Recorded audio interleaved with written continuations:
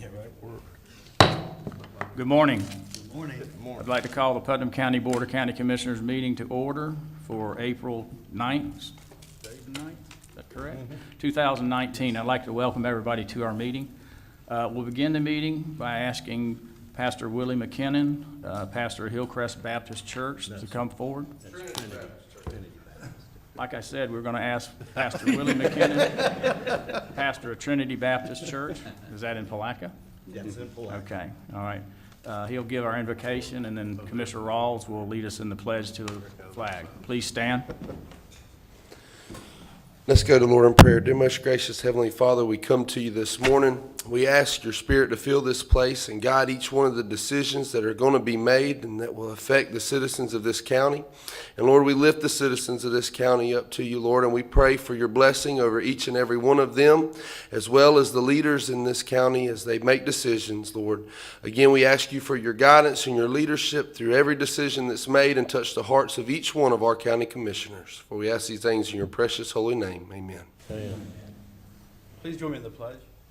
I pledge allegiance to the flag of the United States of America and to the republic for which it stands, one nation, under God, indivisible, with liberty and justice for all.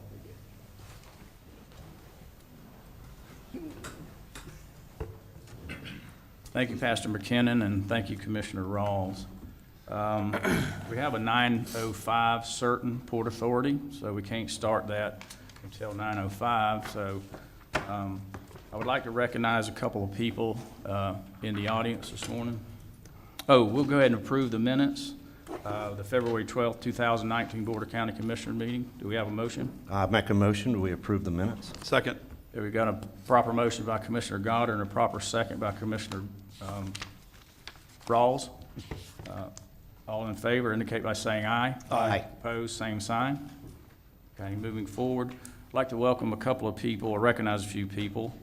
Chris Reyes with the Palatka newspaper, and also Wayne Smith, the new editor of the Palatka newspaper. Would you please stand? Yep.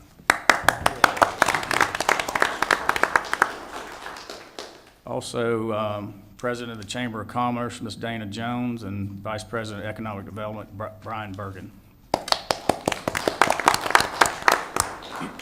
And also with us, Michael Griffiths, the Georgia Pacific Mill Manager, and also the new Communications Director, Mark Brown. Yay. Okay, also I'd like to just read a card. Many of you knew Ms. Faye Sparkman, who was a regular at our Board of County Commissions. She lost her battle with cancer a couple of months ago, and they reached out to the Board of County Commissioners, and especially Larry Harvey and Buddy. Just says, thank you so much for the floral arrangement. It was beautiful. Thank you for all that you have done. Thank you, Larry, for the arranging the memorial and speaking. Sparky and I can't thank you enough for all the kind words. Mom spoke of you often and told me if I ever needed anything to call Larry Harvey. Continue the good work with all you're doing. God bless you all. His daughter Brenda and Mr. Sparky. So anyway, just wanted to read that. So it is 9:05, so I will recess the regular Board of County Commission meeting, and I'll convene the Port Authority meeting. And we need approval of the minutes of the Port Authority meeting for February 12th, 2019. Move approval. Second. Okay, we have a proper motion by Commissioner Harvey and a second by Commissioner Turner. Any discussion? Seeing none, all in favor indicate by saying aye. Aye. Aye. Opposed, same sign. Minutes pass. Okay, now I'd like to open the public comment portion of the Port Authority meeting. Any individuals wishing to come and speak for or against anything about the Port Authority, please come forward. Okay, seeing none, I'll close the public comment portion of this meeting and move on to the agenda. Item C, Public Works request for J&M Metal Works to lease 25,000 square feet building at the barge port. Mr. Chairman? Commissioner, any comment or discussions on that? Commissioner Rawls. Several comments. The information that we were provided is, I personally feel like is very lacking. We're not going to be able to make a decision. I did have, I was reached out to by Steve Gannot when he saw this on the agenda, wanting to know why we didn't put this out for bid, and I said, it's really not a bid item, it's just a lease. He encouraged me to look into the background of this company. I've not been able to really find out a whole lot about him in the short period of time that I had after talking with him. But I would think at this point, we may not want to move forward with this until we get more information. Otherwise, we could be setting ourselves up for the same thing that happened with the last tenant in this building, which actually cost us money instead of making us money. And I know that I had seen Mr. Barfield in the audience, and I believe he has something to say as well.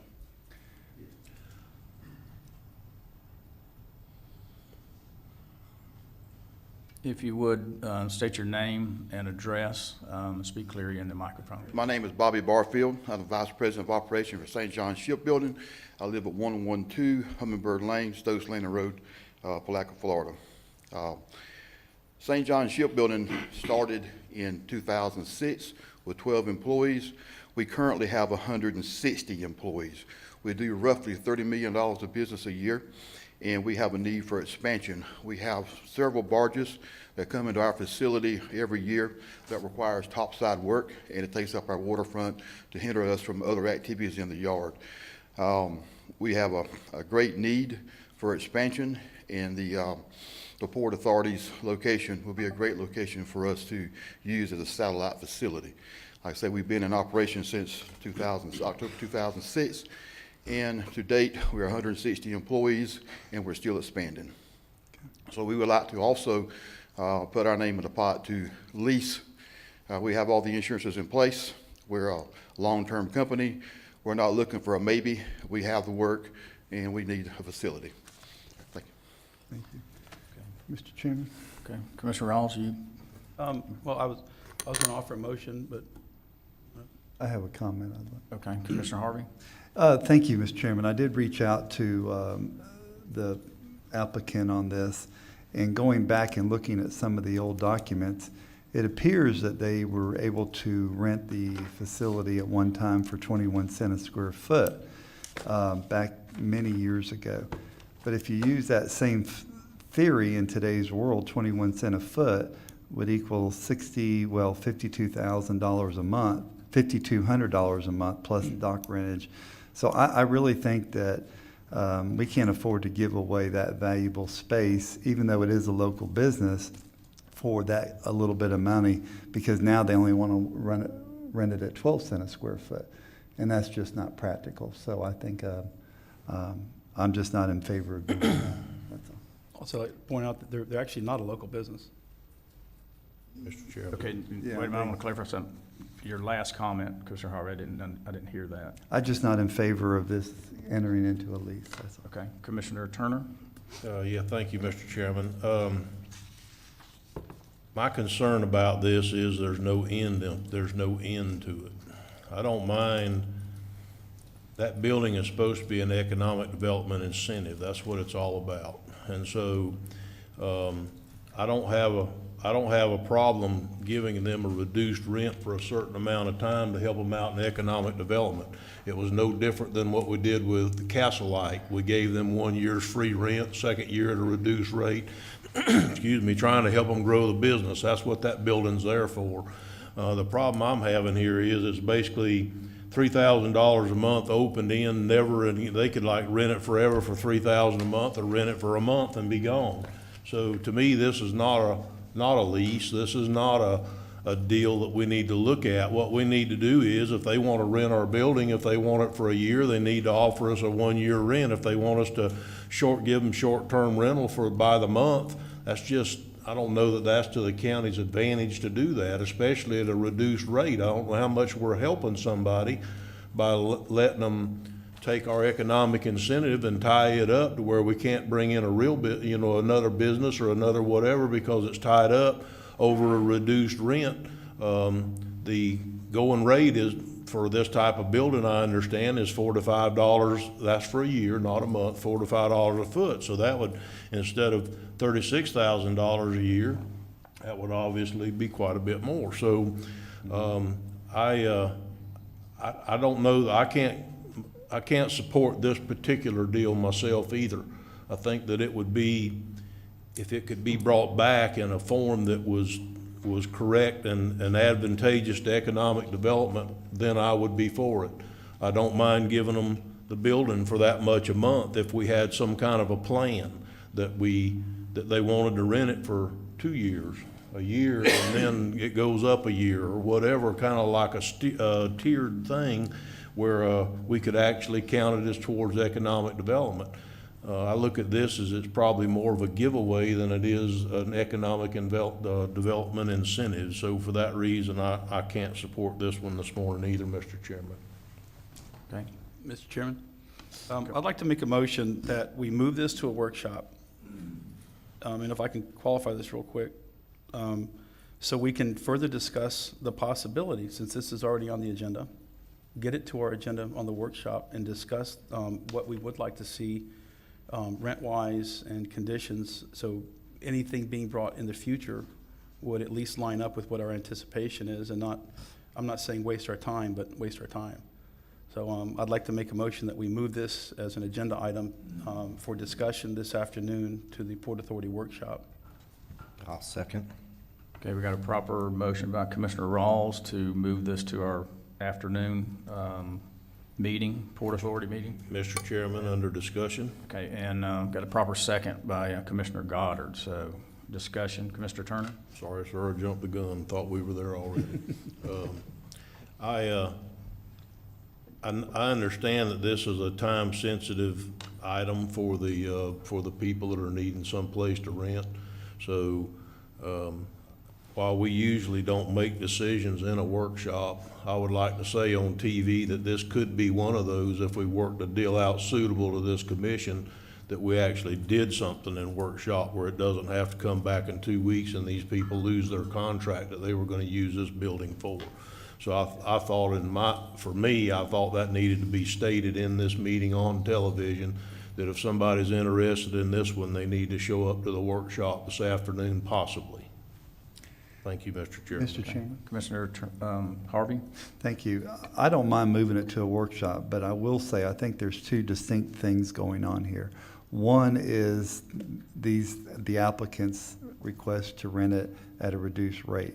And I think we've all said we're not, well, not all, but the majority have said we're not interested in that. The other one is the procedures, how we go forward in the future. So I think we could carve that out. And I think today at the workshop, we could talk more procedure instead of applicant today. And so I'd rather split that off, if you don't mind. Are you amending the motion? You would have to amend your motion if you want to go with procedure only and applicant today, right now. Okay, but excuse me, just wait a minute. I think you're about to say what I'm gonna say, but isn't this one a time sensitive? Is this the one that would need to know today? A yes or no, Commissioner, or Administrator Suggs? This was a request from the applicants. Yes, it was a time sensitive, but it would be the will of the commission here this morning. I think Commissioner Harvey is correct. I think we need to separate it out. We'll have policies and procedure discussion at the workshop today. And you can go ahead and have further discussion and make a motion whether you want to approve or deny the request of the lease here this morning. I'll amend the motion then that we reject the offer this morning and move this space to the workshop for further discussion, not on the lease, but Future lease. future leases. Okay, well that, Mr. Chairman, if I may, Okay, let me get point of order, that completely changes the motion from what it was earlier. Right. If we Can- want to Mr. Chair, go- can we just have a motion on the item on the agenda itself, and then we can go to the discussion on procedures after? So can we just get a motion on the item on the agenda itself? We already got a motion and a second on the floor. Probably needs to be I'll withdrawn. Yeah, I'm gonna say I'll it's- retract my motion. Okay. And I'll All withdraw. right, so you're on the motion and the second? Okay. All right, can we start from scratch? All right, wait a minute. Hang on just a second. Tim Smith, you have a comment? Yes, just as a point of a matter that any of these leases are subject to sales tax.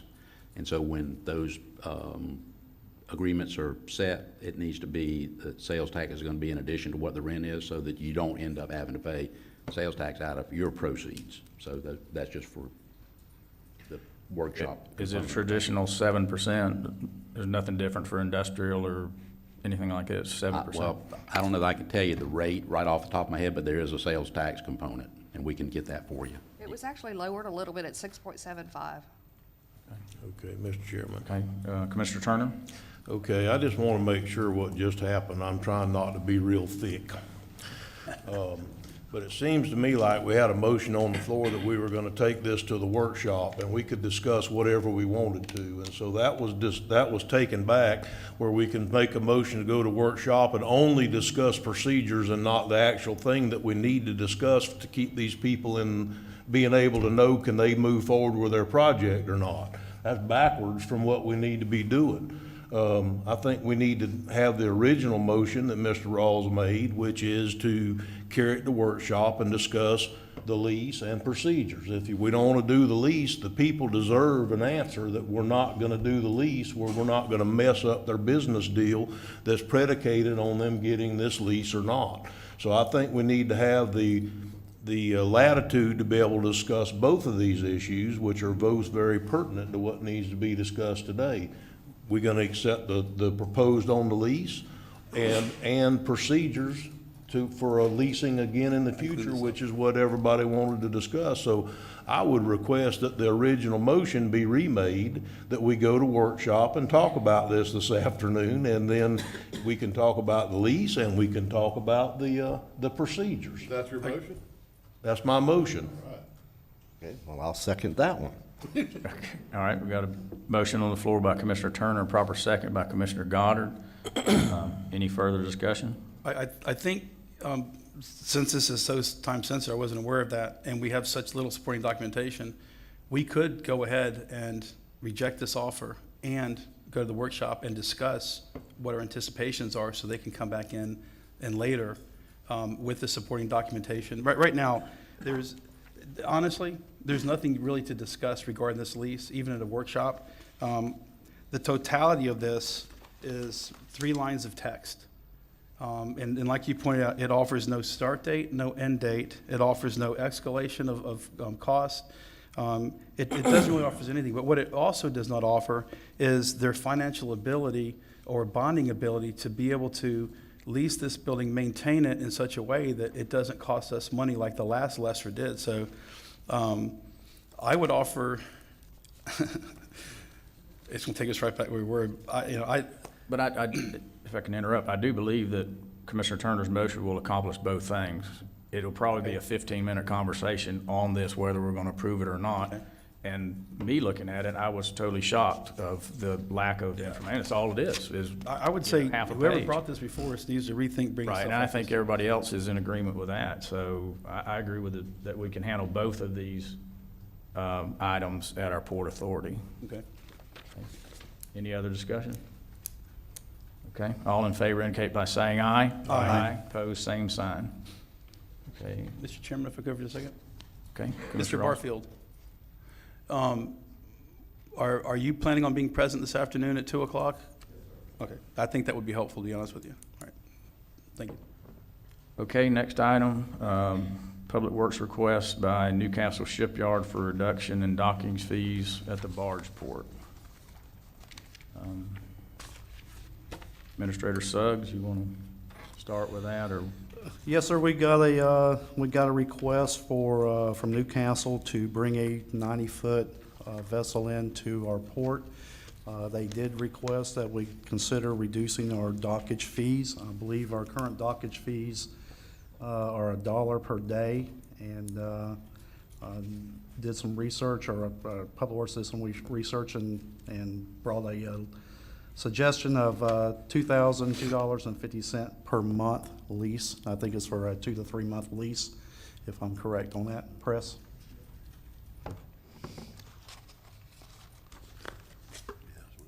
Mhm.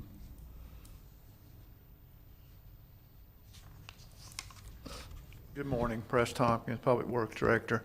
Yes, they contacted us about reduced dockage fee for a short-term lease. They got a 90-foot yacht coming in for some repairs on it, and they asked us to look at our dockage rate for a short-term lease, and which I did a comparison for several of the marinas around this area and the other marina located in Putnam County. And right now, the county and Crystal Cove's at $1 a foot per day.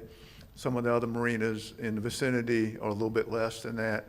We had one at $1,650 a month, and then two at a little over $2,000 a month, and then we were at 27. So that's why I gave you the comparison. So if the board is so willing, they have the ability to reduce the dockage fee for the short-term rental. Mr. Chairman? Commissioner Rawls? Mr. Tompkins, just looks like a Scrivener's error, but you've got 22.25 and 22.50 a foot for St. Augustine and Comanche Cove. That's more of a comment than a question, but I working the math out, it does come out to $2.25 and $2.50. Right. So Yeah. you're talking to marinas, not commercial dockage. And I was a large boat owner at one time. It says that there's a period of 2 to 3 months. Typically in a marina, if you're staying for a full month, there's actually a reduction in cost. You don't pay by the day. I didn't know if there's any way to find out, and I have no problem with this is proposed. This is good money for us, obviously. But in the future, is there any way we can find out what commercial dock space leases for? Because we have a very small footprint on the river, which makes it very valuable real estate. There's not a lot of this stuff available, and they're not going to go to Crystal Cove or St. Augustine Marina or House and take their barge there and work on it, or boat. That's not going to happen. We're talking about industrial versus private ownership, small boat. And then the other thing was the 30 amp power is available. I had a comment to Mr. Suggs. If we're going to make power available, I would personally like to see us sub-meter that and be able to charge them back what they're using. Because if they're using that to plug in a boat that's going to be running multiple air conditioners, that thing can be running all day and all night. And where you're looking at $88 a month, in a marina, and typically your boats are going to be 35 to 50 feet in those types of marinas, you're not going to have a lot of usage. Where you bring in a 90-foot luxury yacht, and it could be running day and night, and we're just losing that end of it. So I would like to see some language. And again, this documentation is a little bit lacking, but it's a lot closer to home than the other one. And just to answer that, I did try to look into it. We do have shore power there. I don't know how it's metered.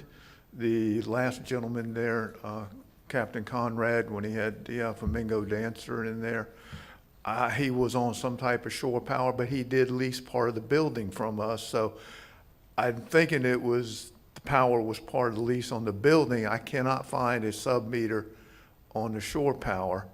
So that's some of the things we would have to look into on how to handle that for that. And like I said, I couldn't find any sub-metering in our facility. If I can interrupt you, we've installed several of these in my company where you go in, you have the breaker that feeds that 30 amp or 50 amp receptacle shore power. You put a Eamon Demon is one that Eaton makes.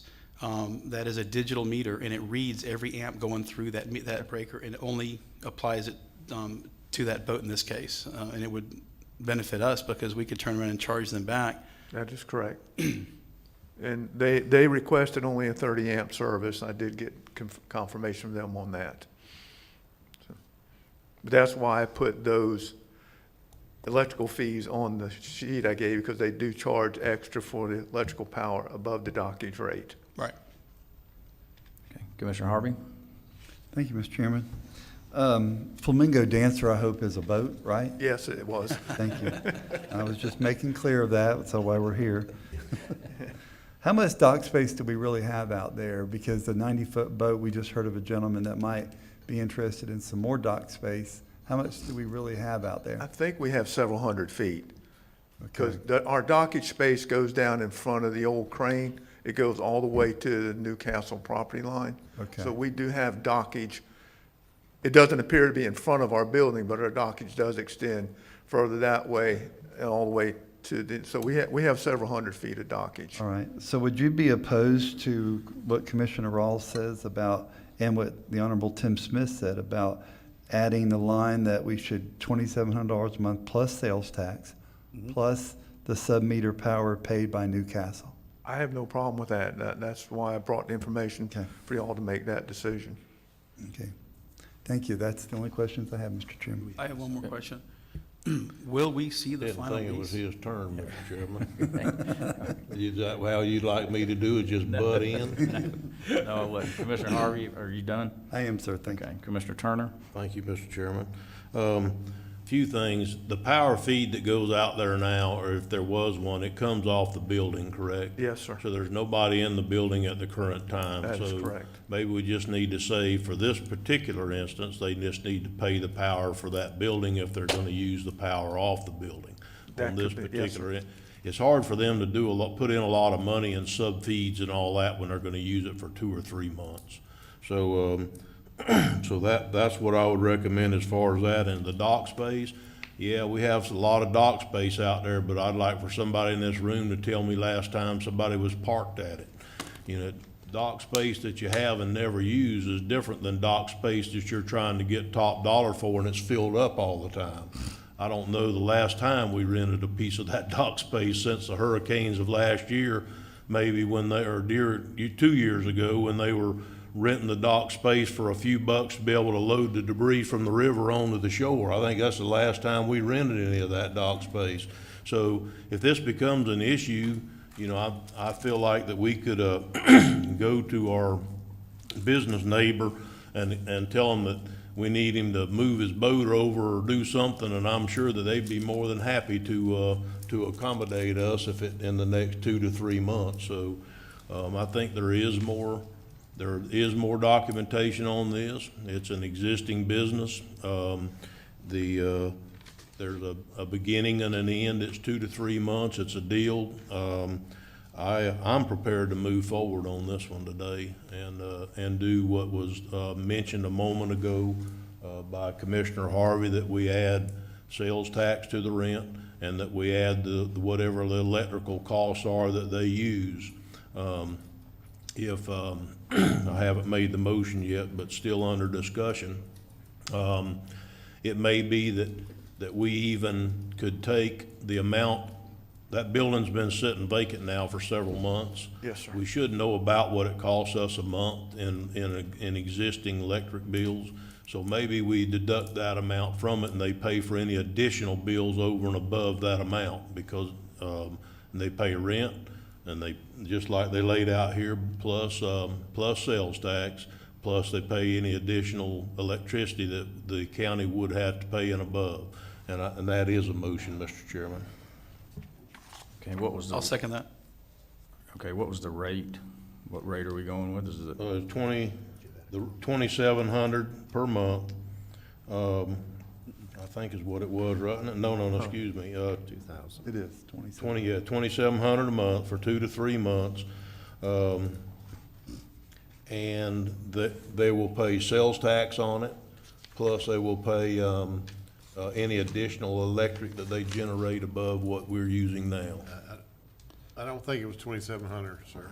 Right. 2,000. 2,000. So it's not gonna be. 2,250, is that it? The one? Yes, sir. That's That's the if you- recommended adjusted rate. Okay, excuse me, Mr. Chairman, $2,250 a month. 2,250 months. Okay, so it's the rate of $2,002.50 per month, plus the applicable sales tax, and the portion of the power bill increase over above what is usual at that facility. Right. So what it is? Okay, so we've got a proper motion on the floor? And a proper second, Okay, Mr. Rawls. okay, all right, got a proper motion by Commissioner Turner, proper second by Commissioner Rawls. Any more discussion? I have a discussion. When I seconded this, I thought we were talking 2,700, but I can live with the 2,000.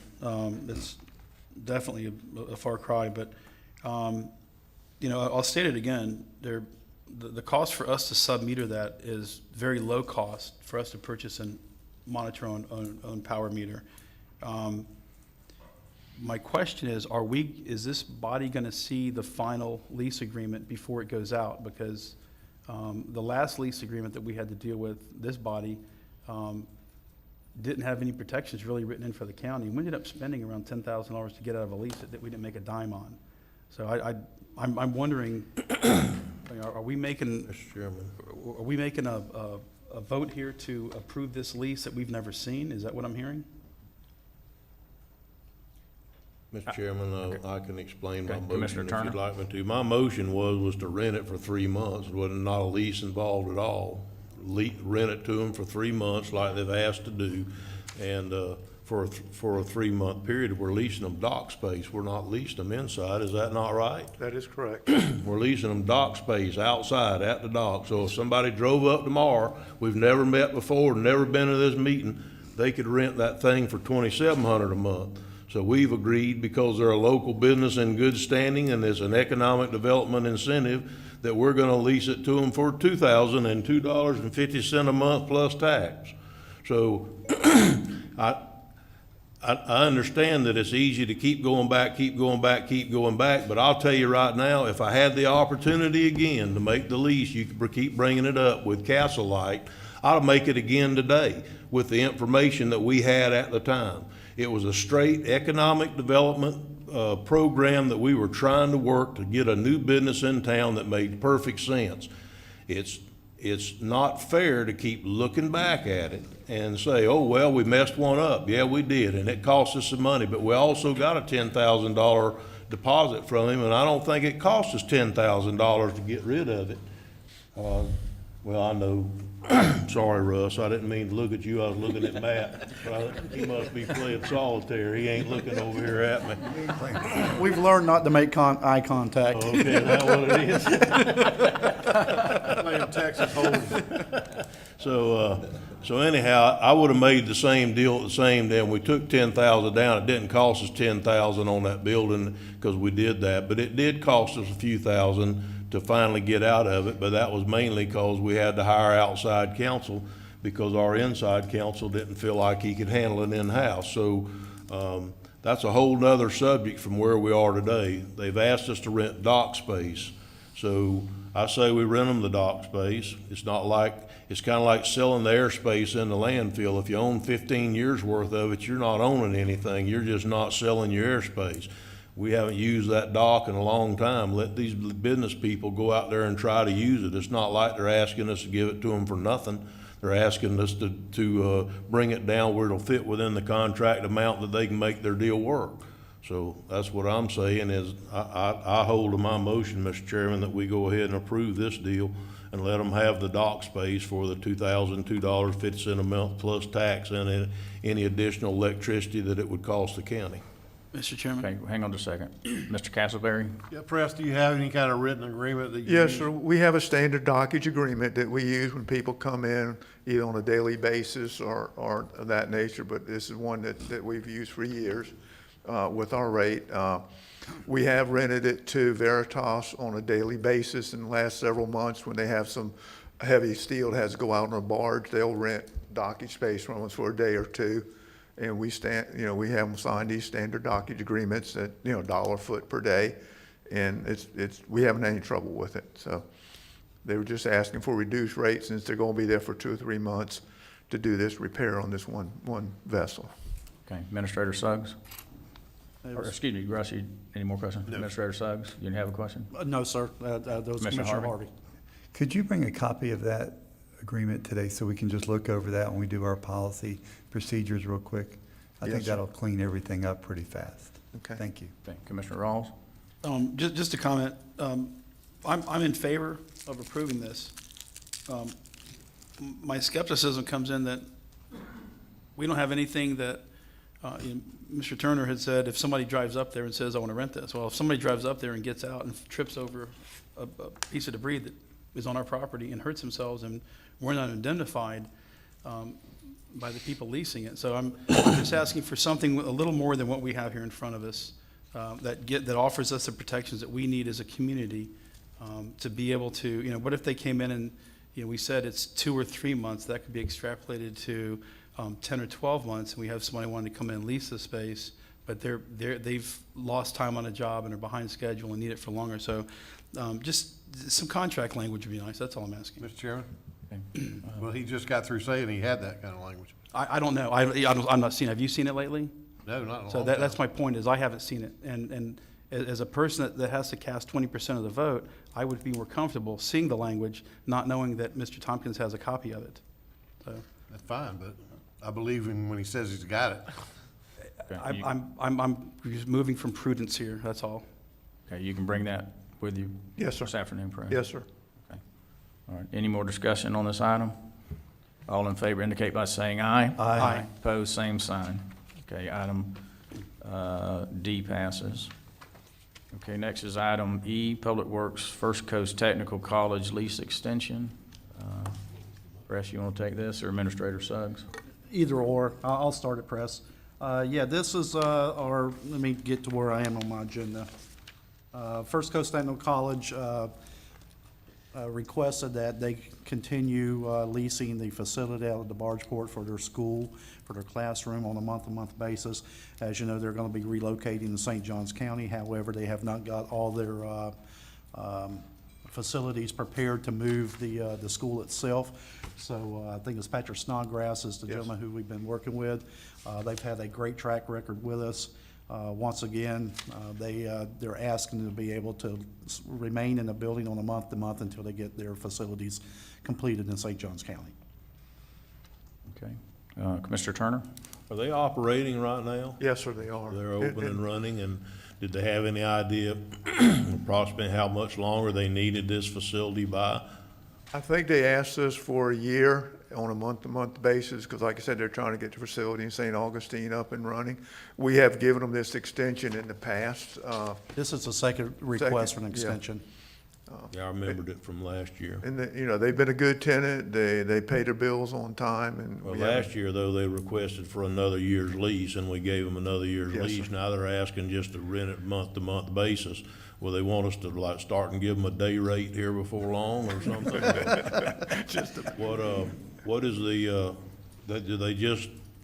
they can't give us, they don't want another year? I guess that's where I'm trying to go. I think what they said, Administrator Suggs, was they wanted to go up to a year, but on a month-to-month basis. So if they did get their facility in St. Augustine up and running, they could, get out of the lease with a 30-day notice and relocate. So it was basically up to a year, but on a month-to-month basis. Okay, is that your recommendation that we do that, or did you just bring us the information that was brought to you? I have no problem recommending it. They've been a good tenant, and I think it's good to have an occupant down in the Bargeport where our facilities are. At least we have a presence there. I don't see any negative to it. As much as we'd like to have a longer term lease, I think the history with the leasee in the county and the situation that they're in St. Johns County, I think this is certainly a win for them, but I think it also is one I would recommend approval here this morning until we can find another suitable tenant. Okay, Mr. Chairman, I yield the floor. Thank you. Thanks. I have a couple comments first. All right, this says month to month. It doesn't have up to a year, unless I missed it. So a month to month could, like Commissioner Rawls was saying, Right. 3 can turn into 6 and 6 can turn into 12. So, so we put it in there maybe that it is up to 1 year and they'd have to come back to us. And did I hear that they are planning on relocating? Yes, sir. I mean, that's been their plan. I think they were, I don't want to speak at it, I think they were directed to relocate that facility to the St. Augustine campus. And like I said, but to set up a welding shop takes a good bit of effort and equipment. So actually, I don't know their situation other than they've asked to be extended to keep the welding school going. Okay, all right. Commissioner Rawls? You got on part of what I was going to say was putting a cap on this. And then the other thing that I think we should maybe do is look at trying to find someone to lease this building at 12 months out and possibly sooner. A 30-day window for us is a very short period of time. I would love to see us get 60 days notice from them. That may not be practical. And I know that they have been here for a long time. The $5,000 price, is that what they're currently paying? Yes, sir. Okay, so Excuse me, I believe with tax and everything, it's $5,700 and some exempt. change. They're Okay. exempt. They're exempt? Okay, so I don't have a problem with this. I just, if we could put a little more language in there, because as they start to look at moving out, the more notice we have, or if we could start getting word on the ground that up to a year from now, we would have this facility available at the barge port, we might be able to start attracting someone to come in here and fill that space. Mr. Chairman. Commissioner Turner? I agree to some extent, but we need to keep this in perspective. I know they're moving out and going back to St. Johns County, but when they were coming in here originally, the county was throwing everything at them they could, trying to get them to come in here and be part of our community with First Coast Tech. So, you know, let's make sure we're doing this for the right reasons here, and that, you know, I still want them in the community for as long as they want to be here until the new programs they got going in the school system and the college and the other ones they're trying to get started, get up and running, because there is a need for that in this area. Welding school, and I think they may still be doing the air conditioning out there. I'm not quite sure, but anyhow, they're still using that building for what it was intended to be. And the longer we can keep it here, the better it is for the community and for workforce development. So, yeah, I would really like to have a 60-day notice. I really would, but I think that somebody needs to go and talk to them. I don't know if it would be the administrator or who, and just try to get some kind of a ballpark idea on what they're doing, because Commissioner Rawls is exactly correct. We need to start renting this building at some point. If they're wanting to move out within a year, then we need to start hunting somebody else that wants to move in at the end of that year. You know, instead of waiting till a year and say, okay, they're out, now let's go find somebody. We need to be a little more proactive than that at the port. So, anyhow, if they would give us 60 days, that would be nice. If it wouldn't put them in a crack they couldn't get out of, it'd give us more room to do what we need to do with the port property. Thank you, Mr. Chairman. Okay. You have a comment, Administrator Suggs? You can- Yes, sir, get just for clarification, if this comes up in a motion to approve here this morning, the language of 30 versus 60, if I will work on that, but if we need to get an answer back to them, we don't meet but once a month. So I'd like a little bit of direction if we can't change the language, or if they can't change it for whatever reason on their end, if we're okay with the 30 days, so we don't hold this up. I concur. Mr. Chairman, I'll make a motion Okay, Commissioner Harvey? that we approve this item and that we amend it for a maximum of 1 year to July of 2020. And if we can get a 60-day written notice, that's good, but if we have to stay with 30, we'll do the same. And we'll give that latitude to Mr. Suggs to make that call. Second. Okay, we've got a proper motion by Commissioner Harvey, proper second by Commissioner Rawls. Any more discussion? All in favor indicate by saying aye. Aye. Opposed, same sign. Okay, item E passes. Okay, thank you, Press. Okay, for item F, any general discussion about the Port Authority? Save it until the workshop. I'll save mine till the workshop. The workshop? Thank you. Okay. I have a question on procedure. Can I adjourn this? Because we have a completely separate meeting at 2 o'clock with the Port Authority, correct? Rather than recess it to then? Okay. I'll adjourn the Port Authority meeting and reconvene the regular Board of County Commission meeting. And item 4, presentations. I'd like to ask Mr. Michael Griffith, Georgia Pacific Mill Manager, to come up and give us an update on the project and job creation out at GP. Thank you, Mr. Chairman. Good morning to all. Good morning. Thank you for having us. Mike Griffith, Mill Manager here at the Georgia Pacific Plaque Operations. It's an honor to come before you today and just give you an update on the project and how we're progressing there at the mill and job creation. I guess, but before I do, I'd like to just pause for a minute and express a sincere thank you to the Board of Commissioners, as well as our elected officials that might be present or not present. Because I would share with you, without the partnership that has been developed over the years between the community and our company, that investment probably would have never happened. So for that, the team members out at the mill are much thankful for the partnership that we have, and we look forward to continue to being a valued community member with you. So thanks for that. Just as a reminder, this was a $425 million investment that our company made in the plaque operations here in Putnam County. And it provided us the opportunity to increase our capability around our product portfolio. So through air drying is a technology that's come into the paper industry in the last 10 to 15 years, and the company has been investing in that technology, and this is the first investment in Putnam County for Georgia-Pacific with that technology. But what it allows us to do is to produce a premium towel that a lot of our competitors are currently making, so it improves our competitive position overall. So really exciting for that, and it complements our portfolio of products that we currently have, such as Angel Soft and Sparkle Towel, well-known family brands that we'll continue to produce here at the facility, as well as the capability of producing private label products for some of our customers that would prefer their name to be on that product. When I think about the agreement that was reached with the company and the county some years ago, there was a commitment of at least 70 net jobs to be created with this project. And I'm pleased to announce that as of December 31st of 2018, the net new jobs was 104, which goes back, if we started in May of 2017 through December 31st of 2018, the net new jobs thus far is 104 new jobs. So in addition to that, we currently have about 350 contractors on site today. And we expect that to peak somewhere around 550 contractors this summer. The project is still scheduled for completion the first part of 2020. So we're pleased with that, but we're most pleased with the new team members that have joined the Palaca family and chose to have a career with Georgia-Pacific.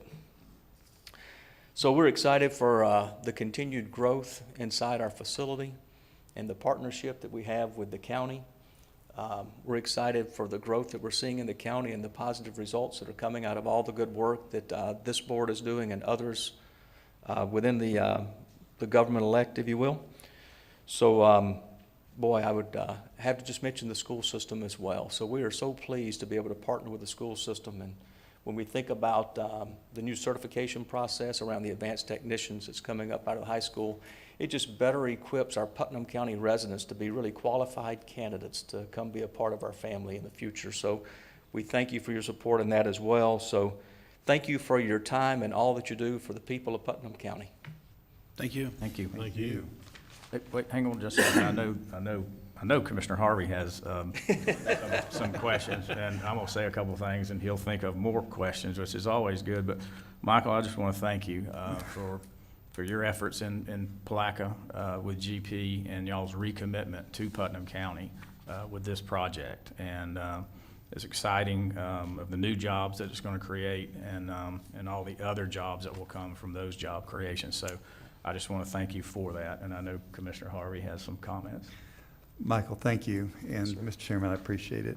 I come from a long family of mill workers, and my grandfather came out of Plattsburgh to start Hudson Pulp and Paper tissue side, and my dad worked out there, and I was supposed to work out there, but I just couldn't do it. I went to the insurance business, but I became a certified welder in case I did need to go out there. So I took available of that. But when I was chairman, this came up, and it wasn't a hard decision for me. It was easy because this board had an opportunity to support a local business that was going to invest in Putnam County, keep those jobs that were currently here, and grow their business. That's what we should be about.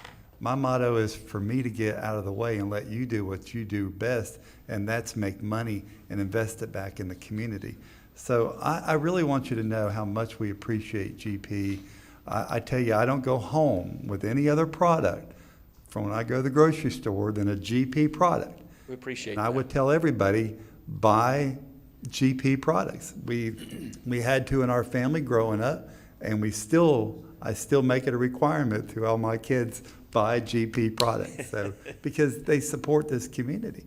And it's not that, we got jobs out there, and those jobs create more jobs. And I mean, think of all the impact that goes on in Putnam County because of Georgia-Pacific and what you do in this community. So thank you very much. And just let your bosses know by first name basis, they won't let you call them last name, first name basis, how much we appreciate what's going on at the mill and anything we can do to help. And also, I need to say this, County Road 216, what a partnership there, right? yes, that's I mean, with you, the Georgia Pacific, with the state of Florida, with the county, What a great I example. mean, really, that's the best of both worlds right there we could ever have. So, but thank you again for everything. And Mr. Chairman, thank you for allowing me to speak. Thank you, Commissioner Any other Harvey. comments? Okay, thank you so much, Michael. Thank you, sir.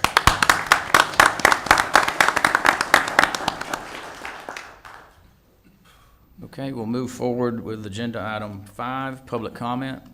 This portion of the agenda is designed to allow citizens an opportunity to bring matters to the attention of the board. It's not reasonable to expect that the board will enter into debate or deliberation on matters on which the board had received no prior information on the agenda. Please limit your comments to 3 minutes. We prefer that you fill out a public comment card, which is at the entrance and the exit of our building here, and distribute them to Sarah Oliver over to your right, my left, our clerk. And my first speaker, I believe is it Barfield? Bobby just left. He's already spoke. That was Port Authority. Okay. All right, second is Sally Baston.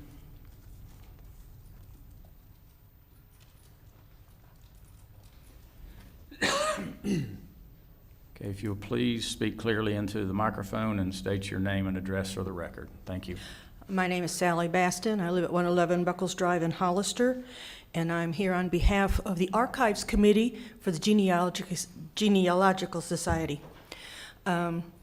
We're just kind of frustrated with this not moving forward, and I'm basically here to ask for an appointment. We had hoped to have an appointment before now with Mr. Suggs to answer a lot of questions we have. And if we could have an appointment with him either later this week or one day next week so that we could have our presentation on the agenda for the next meeting, how do we go about doing that? I think you just did. I think you just did. Do you have his contact information? I do not personally, no. Do you have a card with you, Terry, or? No, sir, but I can get one real quick. They can just call the main number of 0205 and. 0205? This. It's 329-0205. 329. Miss Lisa will take care of it. Lisa. Thank you very much. God bless you all. Commissioner Harvey, you had a question? Ms. Baston, let me say this. A few weeks ago, we had a group come up. It's kind of like your society's splintered right now.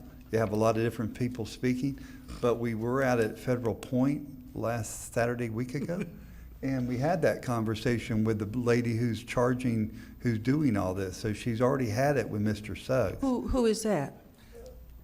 Yes, the reporter, come on. At the radio station. Marshall Lane. Marcia Lane. And the other lady that came before us the last time who didn't know Marcia was involved in it was also there at that meeting. So, and the lady who's doing the younger lady that works for the county. So that meeting kind of already happened. So you might want to get with them before you call back to him, because they kind of had that meeting at Federal Point the other day. Okay, it was my understanding that Miss Lane is not cooperating with the Genealogical Society. But, okay, y'all need to work that out, because All right. that happened. All right, thank you. If I could, Mr. Chair, I'm glad you brought that up, Commissioner Harvey, because there is some confusion amongst the groups that are wanting to move this thing forward. We got competing interests, and we got different ideas that are coming in at this point. Someone needs to get the volunteer group, someone needs to get ahead of this with them and then come back to us so we can move forward with an idea and a plan that's going to be sustainable for not only for the county but for the group as well. And right now, we've got some issues. Yeah. That's what we've been trying to do, but there's not a lot of cooperation with some of the other people. Okay, Commissioner Turner? Somehow or another, we've got to figure out a way to have a group of people that's gonna do Yes, this. we agree. I understand that everybody doesn't get along in every room, for sure, including here. So I would recommend and suggest that Mr. Suggs at some point try to set up a meeting with the interested parties from all sides and put them all in the same room, whether it be here or not, and try to come up with some kind of a plan to move forward. not that I mind, but there's no need in a different person that has the same interest to come up here at every meeting and do what you just did this morning. Don't mind at all, don't misunderstand. But it's basically, last meeting, it was somebody else, and then Federal Point, Marcia called out, all not together, but evidently, She talking Called all of us. listening to y'all, she called us all at Federal Point the other day and let us have it too. So, if we could just figure out a way to get everybody kind of on the same page, that'd be really good. That's exactly what we want. Okay. Okay. Well, what we can do is I'll get with, we got your contact information on here. And we'll get with Marshall, and we'll reach out to him. We'll schedule a meeting the next week or so and see if we can't. Thank pull you some very interest much. together. All right, Thank you very much. Mr. Chairman? Okay, thank you. If I could Commissioner real Ross? quick, I personally wouldn't mind seeing this coming before a workshop. Get all the interested parties in a room, and we could all noodle it out together. But I concur with Mr. Harvey and Mr. Turner both said. That what I heard last week at Stanton Landing and today are polar opposites. Yes. And then going back to our last meeting when this was discussed, That is why we all need to meet with Mr. Suggs and get it all. I would encourage you to meet amongst each other first and find the common ground that you can, so you can present that to us, and then work out your differences later on the other stuff. But Okay. if you want this to move forward at all. Yes, we do. Thank you very much. Okay, thank you. Okay, next speaker, Paul Adamczak.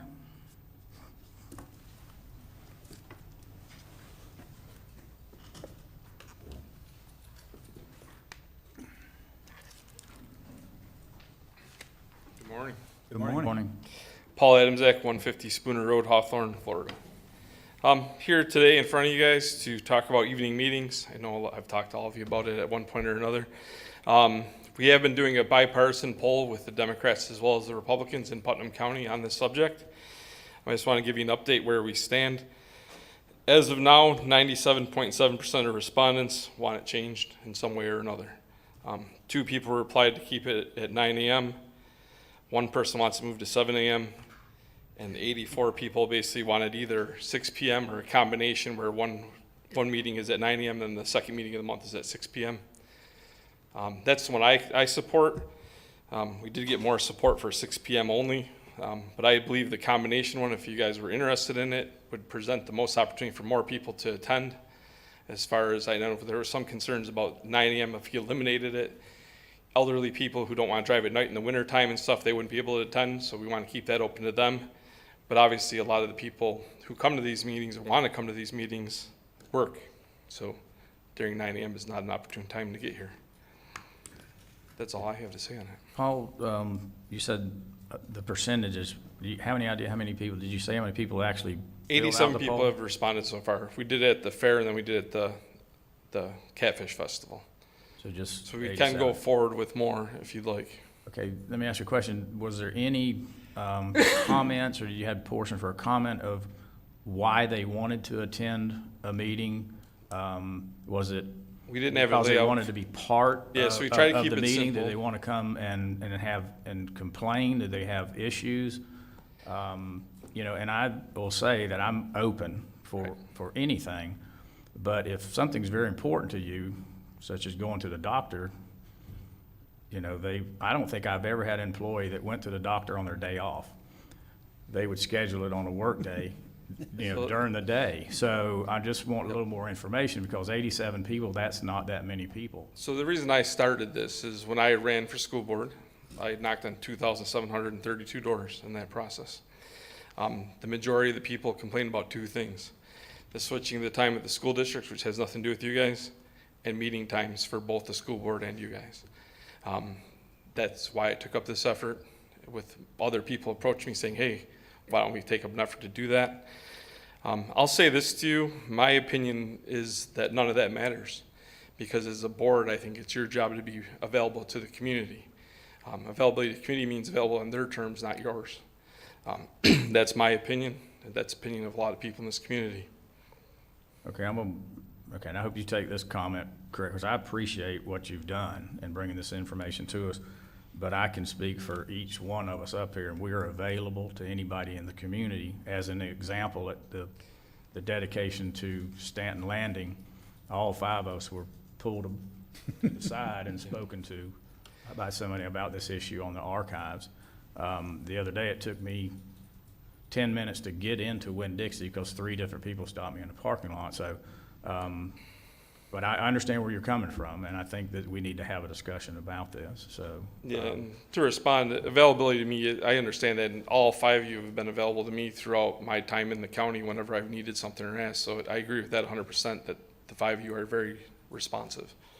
I guess my opinion is the discussions during the meetings and things like that. That's what I meant by available, the meeting being available to the community. So not necessarily you as people, if that makes clarification.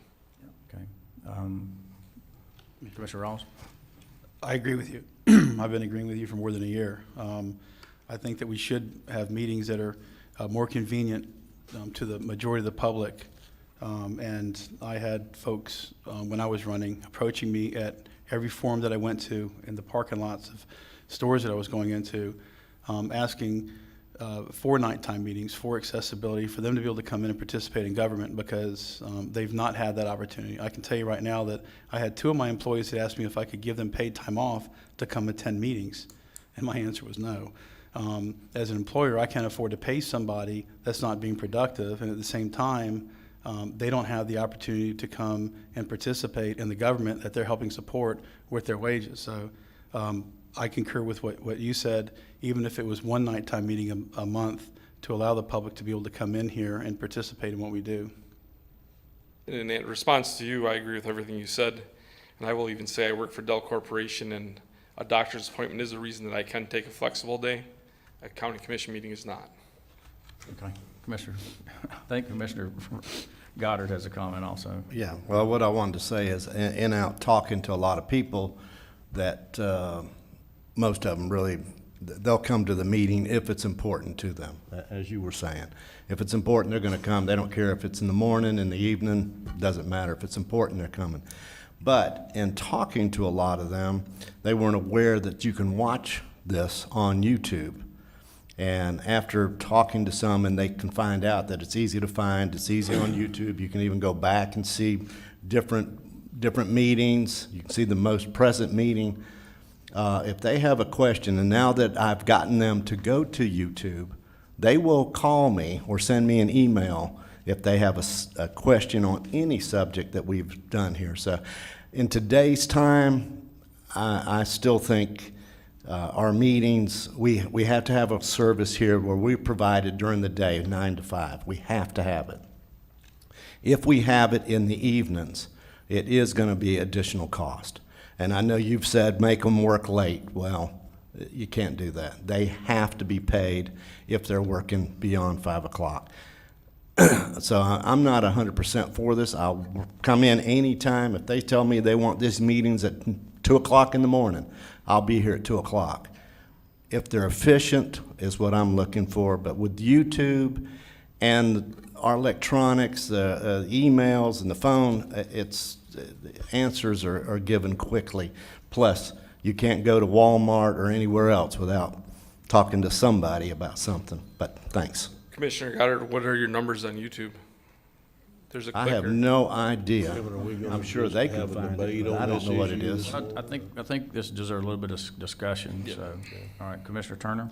Okay, Paul, I realize there's a small contingency of people, and you can give me your 87% of your 93 people or whatever you just came up with that wants nighttime meetings. If you look over your right shoulder right back there, do you see all them people sitting there? They're not sitting there for free. And the comment you've made also that you could just make them work extra. That's not how it works. You either pay them to be here, or you give them comp time off, which means they're not here tomorrow doing their jobs if we give them comp time off tomorrow. So while I totally understand the deal, I'm absolutely with Commissioner Pickens' analogy on this. If there's something here you want to go to, it never kept me from showing up before I was a commissioner. So we've had at least 4 nighttime meetings since I've been here. 2 of them were in conjunction with the city. And on those meetings, one person showed up to any of the four of them, and that was you. You showed up to one of them. Not, so you can't make me believe that if we start having nighttime meetings that we're gonna fill up this chamber with interested people. You can't make me believe that. If y'all wanna try it and have a night meeting at some point where you can rally the troops and try to get them to show up that month or whatever, okay, I'm game. But the second month or the third month, you're gonna see a big difference from the first month when everybody rallies to show how much we need night meetings, and even though it's gonna cost the county money. So unless somebody can change my mind, I'm not for night meetings. I'm for day meetings because of the efficiency involved in having day meetings versus night meetings. Thank you, Mr. Chairman. To be clear, the comment is a little bit out of context. The context of that conversation that Mr. Goddard and myself had was around what the actual cost would be. If someone could provide me what the actual cost would be of doing a night meeting, I will include that in our poll so people can make an educated decision. That was the context of that conversation. Okay, all right, thank you. Administrator Suggs, is that something that Matt could do? We could come up with Without a a lot of- number of what it would be a hard cost, but then you've got all the other issues that go in with it. When you start talking about night meetings and folks' schedule, we'll just have to come up with, I think this is not the venue for it. I think a You're correct. workshop may be. It is. We can come up with hard cost, but then you gotta look at the effect it will have on your staff if we're here till 11, 12 o'clock at night. Okay, all right, thank you. Thank you. We'll look into it, Paul, thank you. Okay, is that all the public comment, or do we have one more?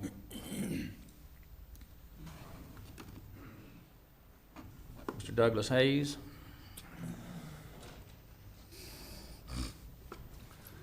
Good morning. I'm Douglas Hayes at 216 Hilltop Road, Satsuma. I'd like to make a comment in regards to the meeting scenario. Is that when I was running for office, which I am running again, is that we spouted about the idea of town hall meetings. That would be a separate entity and function and would alleviate the need for your employees to have to be attended. Somewhat like a parking lot parties.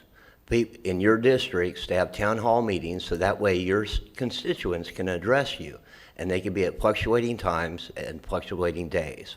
That way you can rally your troops at your convenience and not have to worry about the security issues and all the other things that you would with the formality.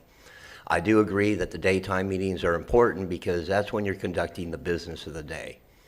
So one way that you could offer your availability to your constituents in the evenings and on the weekends and that kind of thing would be by having town hall meetings. My reflection is that in regards to that, we've only had one that I'm aware of, and that was when we were considering firing the county administrator. So as far as town hall meetings, we're kind of lame on that, but that would be a good idea.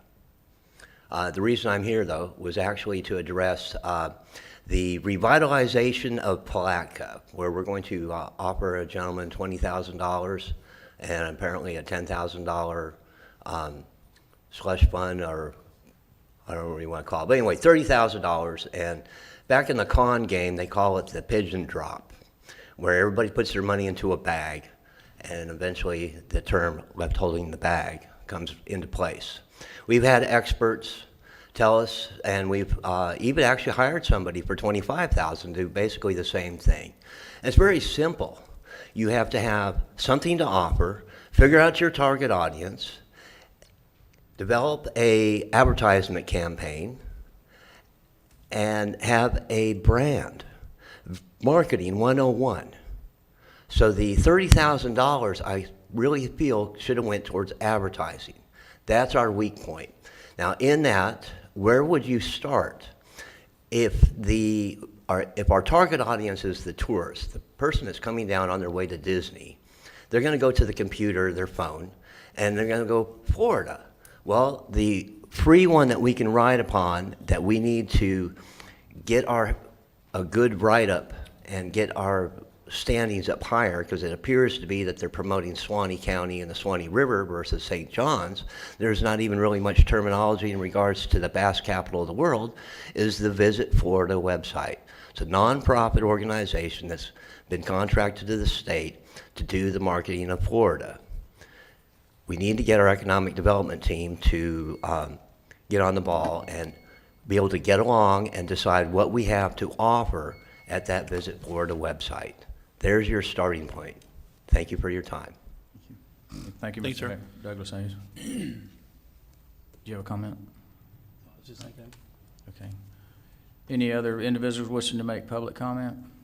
Okay, I'll close the public comment portion of this meeting and move to item 6 and ask Mr. Scott Bonasset with Summit Professional Service to come forward for agenda item A and B. Good morning. Good morning. I'm Scott Modisette with Summit Professional Services. First item I have today is a fair housing workshop. This meeting will be held to educate the local elected officials and the general public concerning fair housing requirements. There's certain laws that, including local ordinances and state laws that protect an individual's right to fair housing requirements.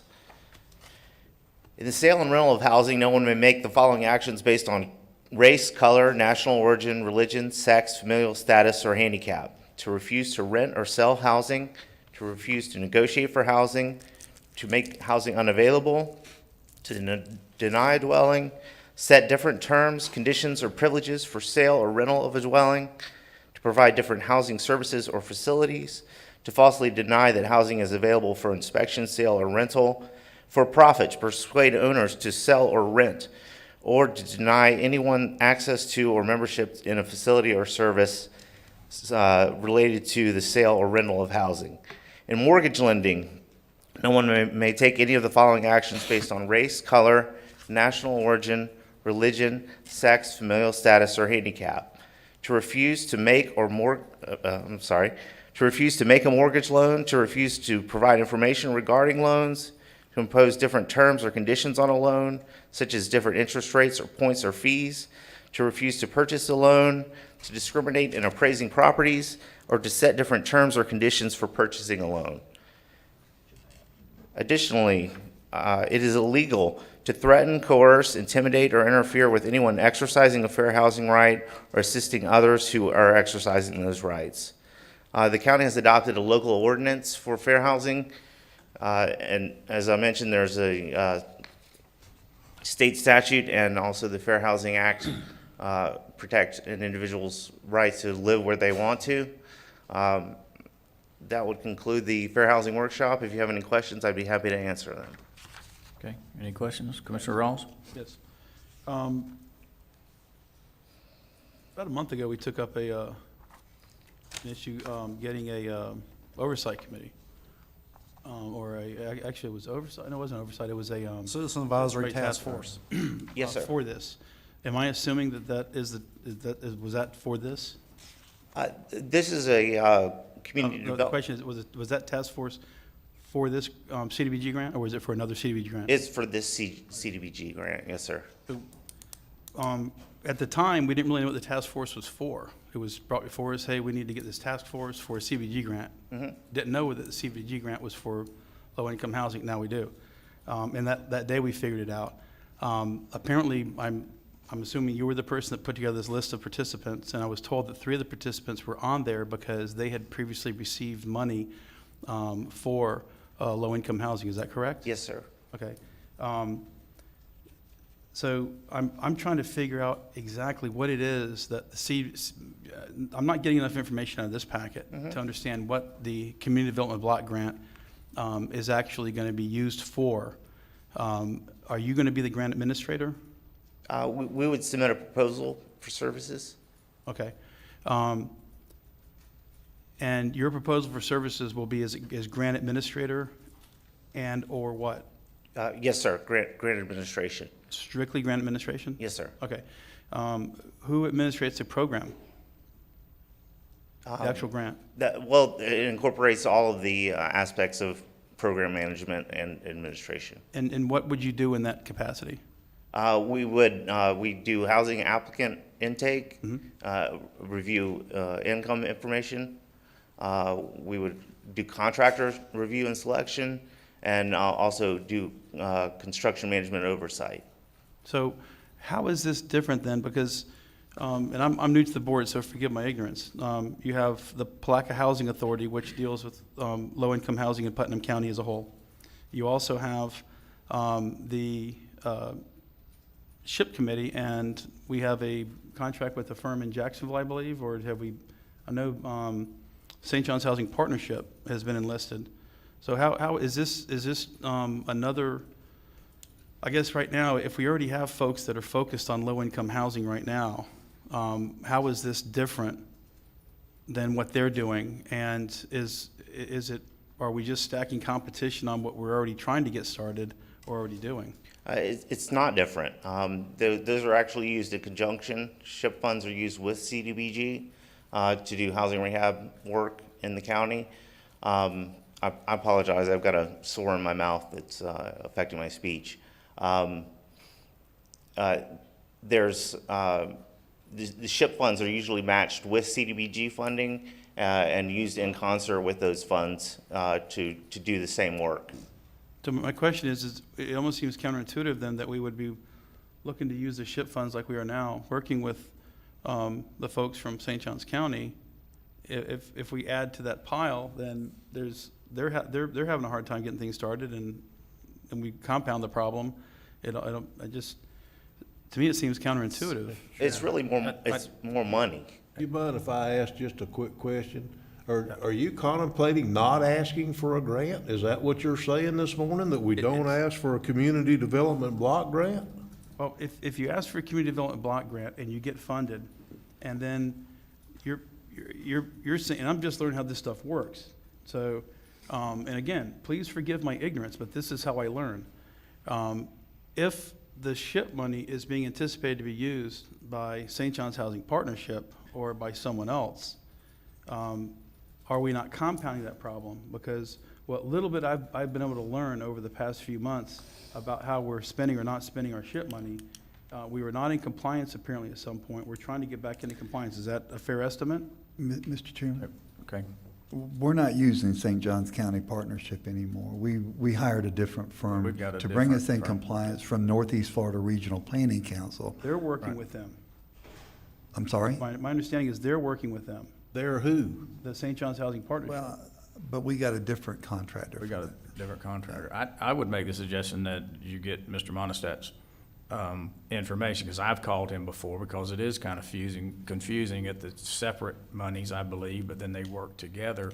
And Susan may have some comments on that also, but I think you need to get with them and then them bring you up to speed on this. But what we're here today is just really to give you permission to apply for the CBD grant, correct? Well, that's the next item on the agenda, Right.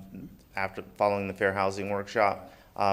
I guess the question related to CDBG versus SHIP funding, it's just additional money for the same activity. Right.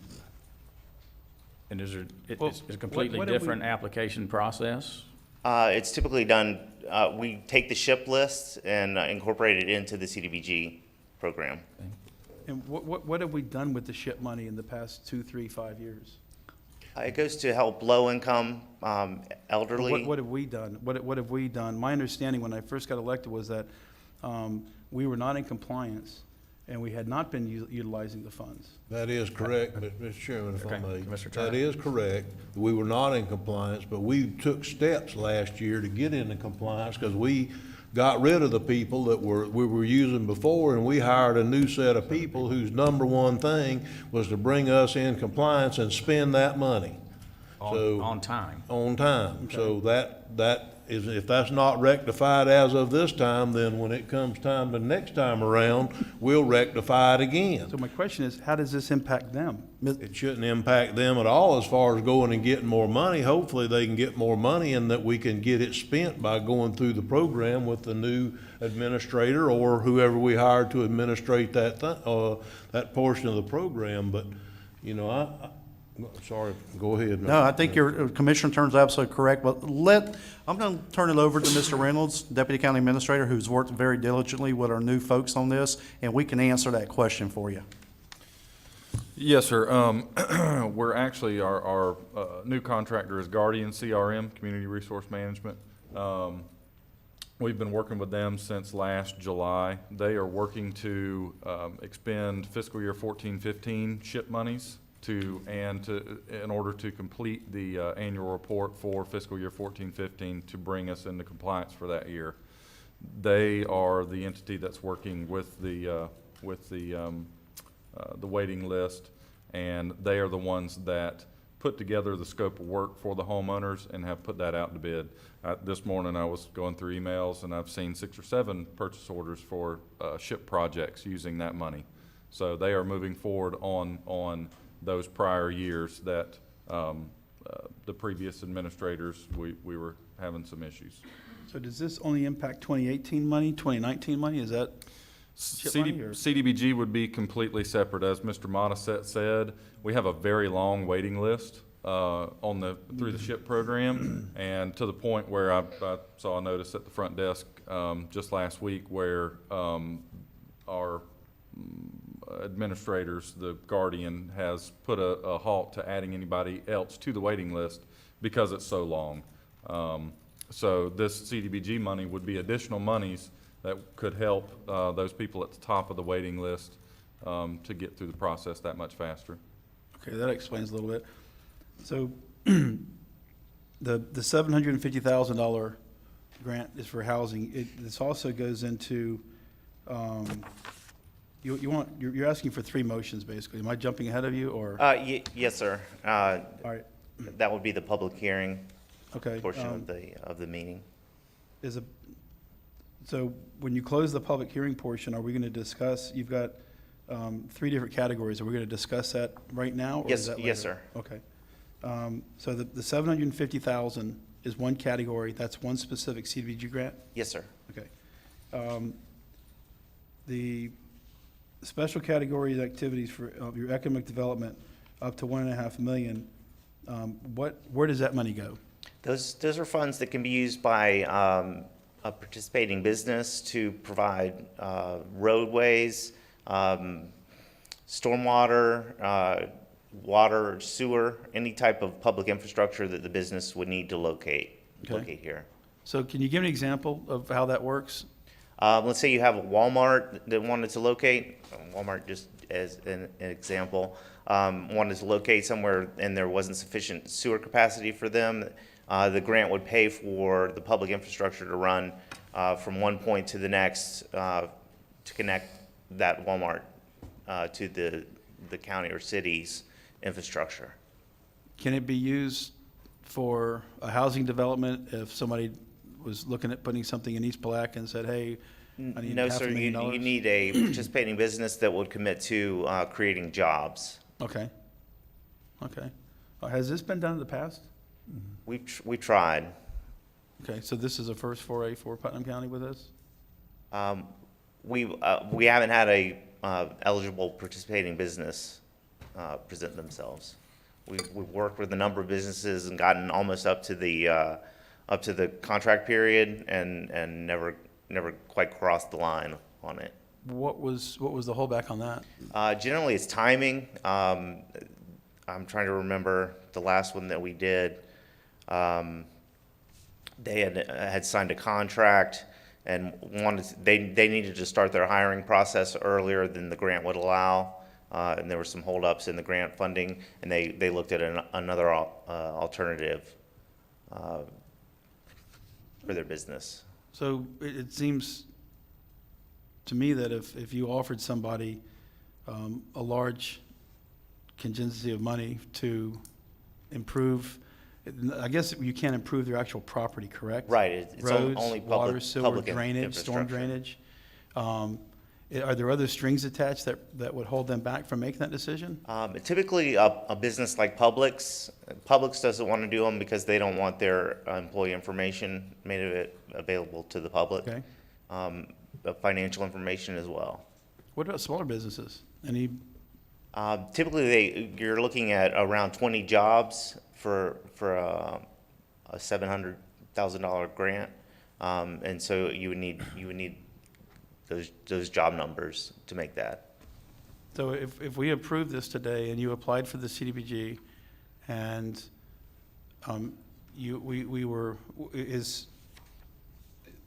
on the economic development category, do you take the 1.5 million down in one bite and then try to distribute it, or is it taken down in small bites up to 1.5? It's done in an overall contract. It would be a county contract, let's say, a sewer project that would use up the $1.5 million. If we could find a participating business that had 20 employees or more? Yeah, that's the caveat, yes, sir. Yeah.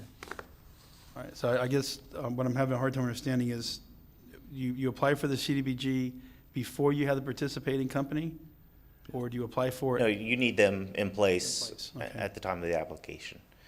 We typically, when we do the first public hearing, we ask that you do move forward with an economic development grant in case a business does present themselves, and then you don't have to do the first public hearing again.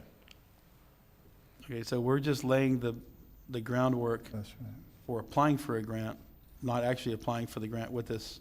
Yes, sir. Okay. Yes, sir. Good. Okay. I don't know if we got out of order or not. Is there any action needed on the fair housing workshop? No, Or is sir. this just a No, sir, there's presentation? not. Okay. So we want to move forward with A, and you want to start the first public hearing. Okay. Scott, you want to go ahead and start that then? Okay, thank you. This is the first of two public hearings that are required for the county to apply for a community development block grant. A motion to proceed, excuse me, with a category must be made as part of the, or following the public hearing. This hearing is held to outline the different types of grants that are possible. The second public hearing will be held once we have a draft application ready. We'll bring it before the commission. The CDBG program it originates at the federal level, trickles down to the state through the Department of Economic Opportunity. Communities like Putnam County apply through a competitive grant process. You're scored and ranked against other communities in the state who submit in the same category that you submit in. Funding is allocated by score. It's a mathematical, completely objective process where either you get the criteria or you don't meet the criteria. You gain the points or you don't gain the points. The county is eligible for $750,000 in CDBG funding. There is a deadline of May 6th for the federal fiscal year 2018 funding. There's going to be another cycle probably in September or August, September for the 2019 funding. If you're not successful for the 2018 funding, what we would do is slip you in for the 2019 funding. The idea being that it gets less and less competitive with each community being awarded a grant in previous cycles. I do want to stress that at this point, the county has opened to them three different categories of grant. The housing rehabilitation category is only one category of grant that's available to the county that provides physical improvements to low and low moderate income homeowners within the county's jurisdiction. In some cases, a severely damaged home can be demolished and rebuilt on site. The grant can also pay for what's called a neighborhood revitalization program. That would be a infrastructure project that would be in an area of low to moderate income. We would need to go out and do income surveying of households in that area to determine that the area qualified. That can be any type of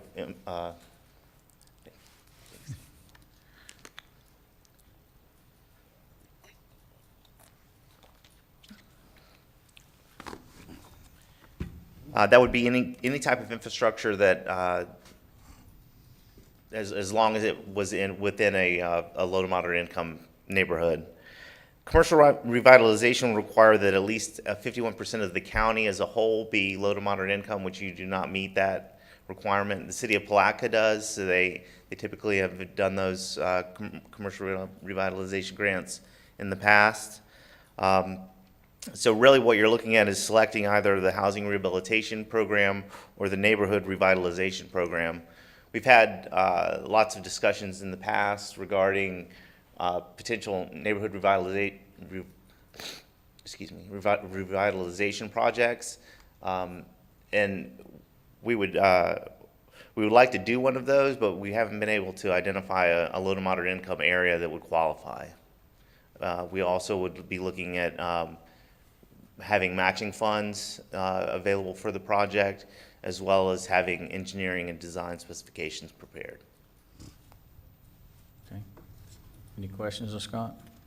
I have a question. Commissioner Rawls? You said you're not able to find any low to moderate income areas that qualified. Is that in the unincorporated areas, or are we included incorporated areas? It's an unincorporated area. Okay, so this only applies to unincorporated? Yes, sir. And when you say there's no low to moderate,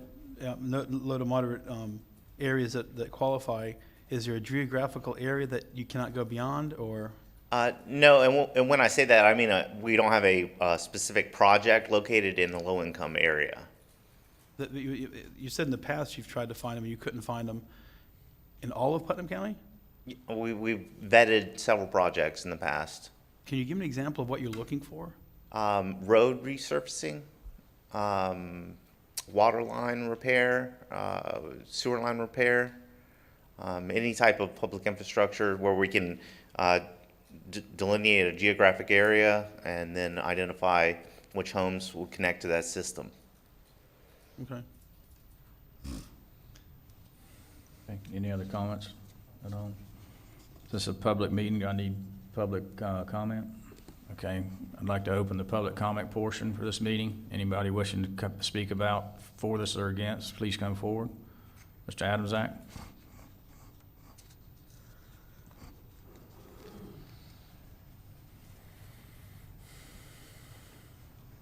More of an idea, Paul Adamsack, 150 Spooner Road, Hawthorne, Florida.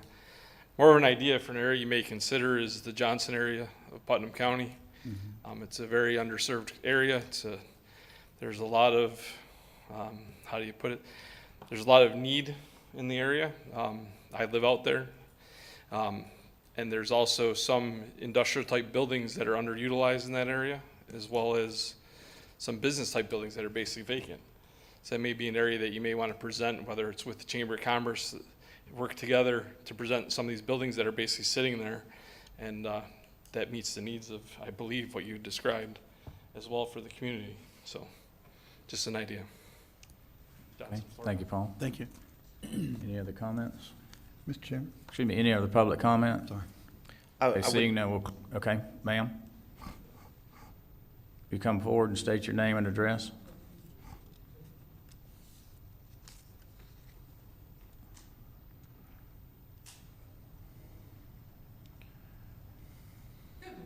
Good morning. Morning. Famous Miss McCoy.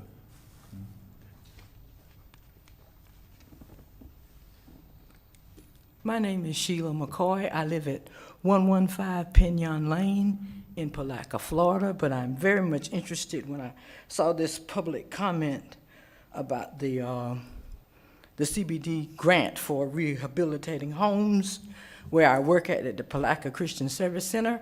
I know that there is a dire need for housing and home rehabilitation, and so I didn't know which category that they would be in reading it. I was confused also about which category that they would be applying for, but I just wanted to say that if money can be gotten and utilized to help the people that need it, then please vote that they proceed, and hope and prayerfully we will receive it. Thank you. Thank you. Okay, thank you. And we've always found a need for housing rehabilitation in the county. As Mr. Suggs mentioned, there's a long list of SHIP applicants. Okay, any other public comment? Okay, we'll close the public comment portion. If I could just also, the economic development category grant, we didn't really discuss that outside of just our conversation. That is a $1.5 million grant that's available to the county.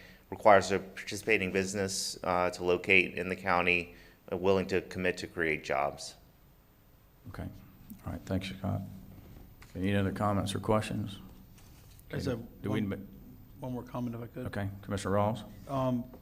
I've still got a little fuzz going on up in the brain right now, but I'm getting a grip on this. But low to moderate income, by the numbers that I'm looking at, I just don't understand the numbers you provide on page 33, why we can't find an area of need that meets because you said it didn't meet the low to moderate income qualification standards. What, besides being low to moderate income, what other standards are that we have to meet to be able to get money to put roads into these areas or potentially water or sewer? You need densities of properties, and also you need a project. So what densities are we talking about? Because when you get in the unincorporated areas, you're on acreage, you're not in quarter acre or half acre lots. You need about 60 homes to qualify for a grant. You spread the money out over a large area, and you can't quite get the homes that you need. Have you looked at Putnam County before coming today to see if we even have any areas that might even qualify? We've looked in the past, yes, sir. And we don't have any? Not that correspond with the project that you want to do. Because our housing hasn't changed much, arguably, in the past 10 years. So I just... Understand. You know, if it didn't qualify then, it's probably not going to qualify now. So are we just chasing? It's not costing us anything, correct? No, sir. Okay. Okay, Commissioner Rose, I do believe that, you know, conversation with Mr. Monistat at another time you could bring some of your ideas and maybe I could go back and forth and there's something may have changed and we may be able to apply for another, you know, another part of this grant, so. Okay, do we need to take action on this today or is this just the first reading? I need a motion to select a category. Okay. One or three? I'm sorry? One or three motions? 3 motions. Okay. One for the 2018, one for the 2019, and one for the economic development category. Can we do it in one motion, or do you need three separate motions? 3 separate motions, please. Okay. Mr. Chairman, I move that if you're ready? Yes. I move we proceed with FFY 2018 Community Development Block Grant in the regular category. Second. Okay, got a proper motion by Commissioner Turner, proper second by Commissioner Harvey. Any other discussion? Seeing none, all in favor indicate by saying aye. Aye. Opposed, same sign. Mr. Chairman, I move that to proceed with FFY 2019 Community Development Block Grant in the regular category, should the 2018 not be successful. Second. I got a proper motion by Commissioner Turner, proper second by Commissioner Harvey. Any discussion? Seeing none, all indicate in favor indicate by saying aye. Aye. Opposed, same sign. Motion Mr. passes. Chairman, I move that to proceed with FFY 2018 Community Development Block Grant in the Economic Development category should an eligible project be identified. Second. Okay, proper motion by Commissioner Turner, proper second by Commissioner Harvey. Any discussion? All in favor indicate by saying aye. Aye. Opposed, same sign. Thank you all. Passes. Appreciate Okay, it. Thank you, Scott. Thank you. Okay, we're going to take a 3-minute recess. 3-minute even? Yep.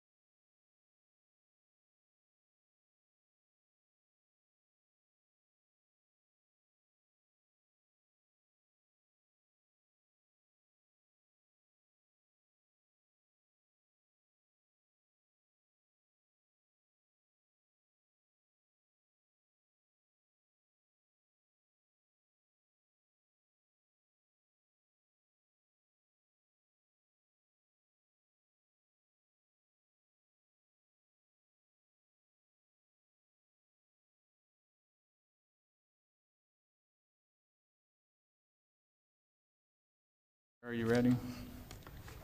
Okay, I'd like to reconvene our regular Board of County Commission meeting, and we'll move down to item 7, our consent agenda.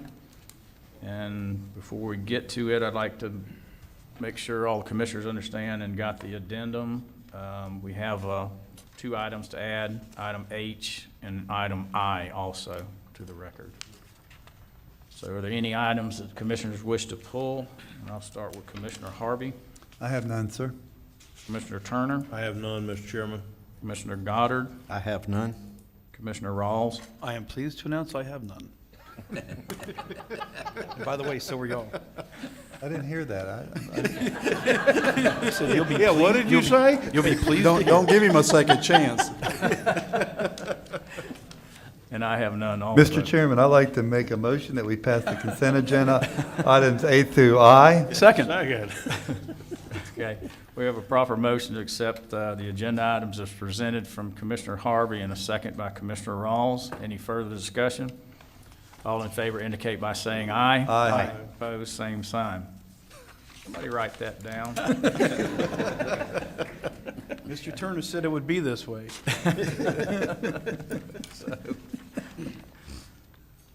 Gotta have a little levity, right? Okay.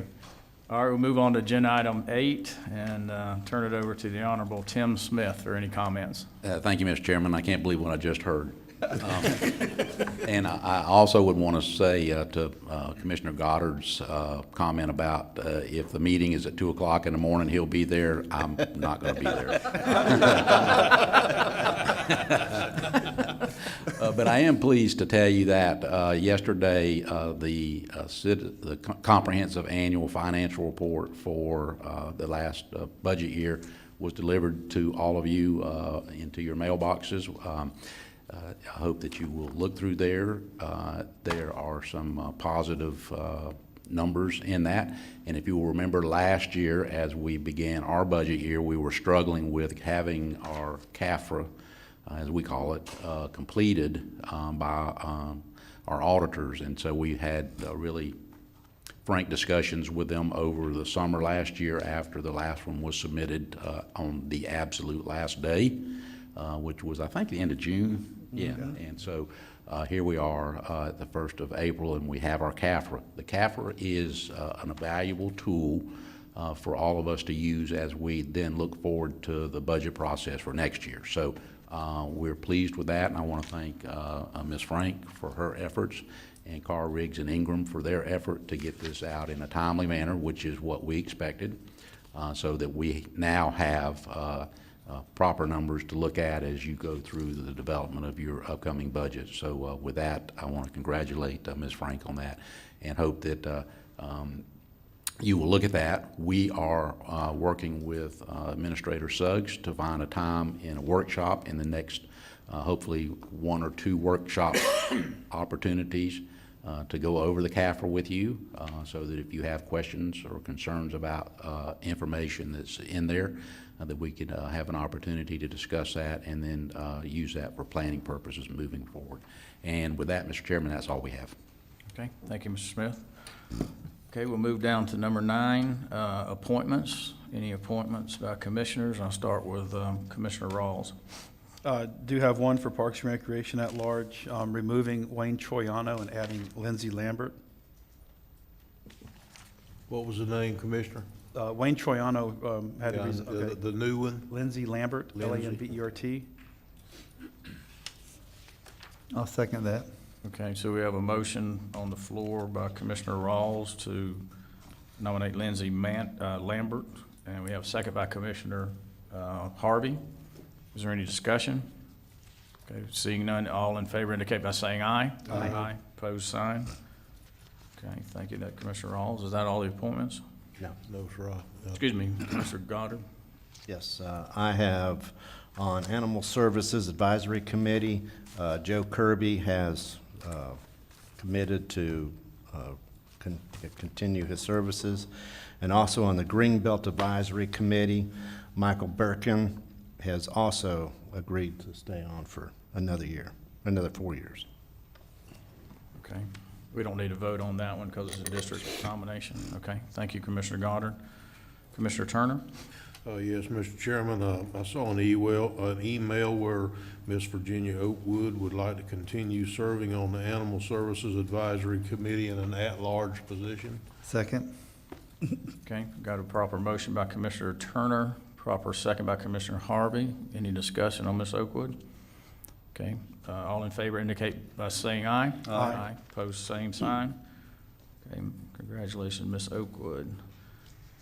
And that's all I have for today, Mr. Chairman. Okay, Commissioner Harvey? I have none, sir. Thank you. Okay, and I have none. So, okay, we'll move down to comments by Terry Suggs, County Administrator. Good morning, Mr. Chairman. Thank you very much. Comments this morning will be rather short. Just a reminder that April 16th, we have a workshop that morning. And then we'll have our budget kickoff meeting for a few minutes, and we also have the insurance that morning. And then everybody will be taken off to go to Tallahassee for Rural Days. I need to, if you folks can think about it between now and 2 o'clock today, of those of you who will be attending the reception on Tuesday night, and if you'll be bringing a guest with you, if I could get that information today, I need to supply that to Ms. Dana so she can do a head count for us.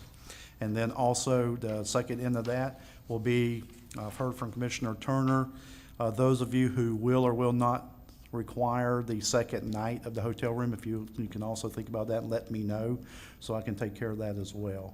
So that takes care of Rural Days. Looking forward to Tallahassee.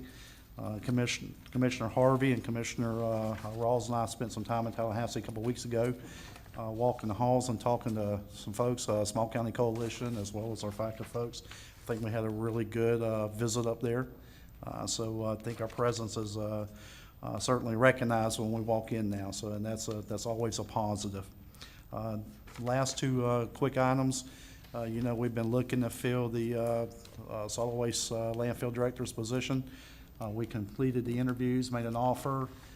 We have an acceptance, and we have a gentleman by the name of Jay Tilton who will be beginning to work with Lynn and James and the rest of the folks at landfill somewhere around April 22nd, I believe it is. So we'll get him in here at a meeting shortly thereafter for a proper introduction. And while we have him in the audience today, we have Mr. David Parsons back there. Just wave at us, David. David is the lesser half of the duo of Laura and David Parsons. Laura will be beginning April 22nd as mine and Matt's new executive assistant here at the county as well. So, David, thank you for sharing her with us. And that's all I have, Mr. Chairman. Okay, thank you. Mr. Castleberry? Yes, You have any sir. words of wisdom for us? Excuse me? You have any words of wisdom for us? No. No, we're settling into our routine as interim county attorneys. Tabitha has been feeding me a steady stream of stuff to work on, and we're getting some things done, right, Tabitha? Thank you. Okay, was the Garnet and Gold game last weekend? Do you have any Yeah, and I was comments just on reading that? about it a little while ago. I don't know much about it. Did Florida State finally score?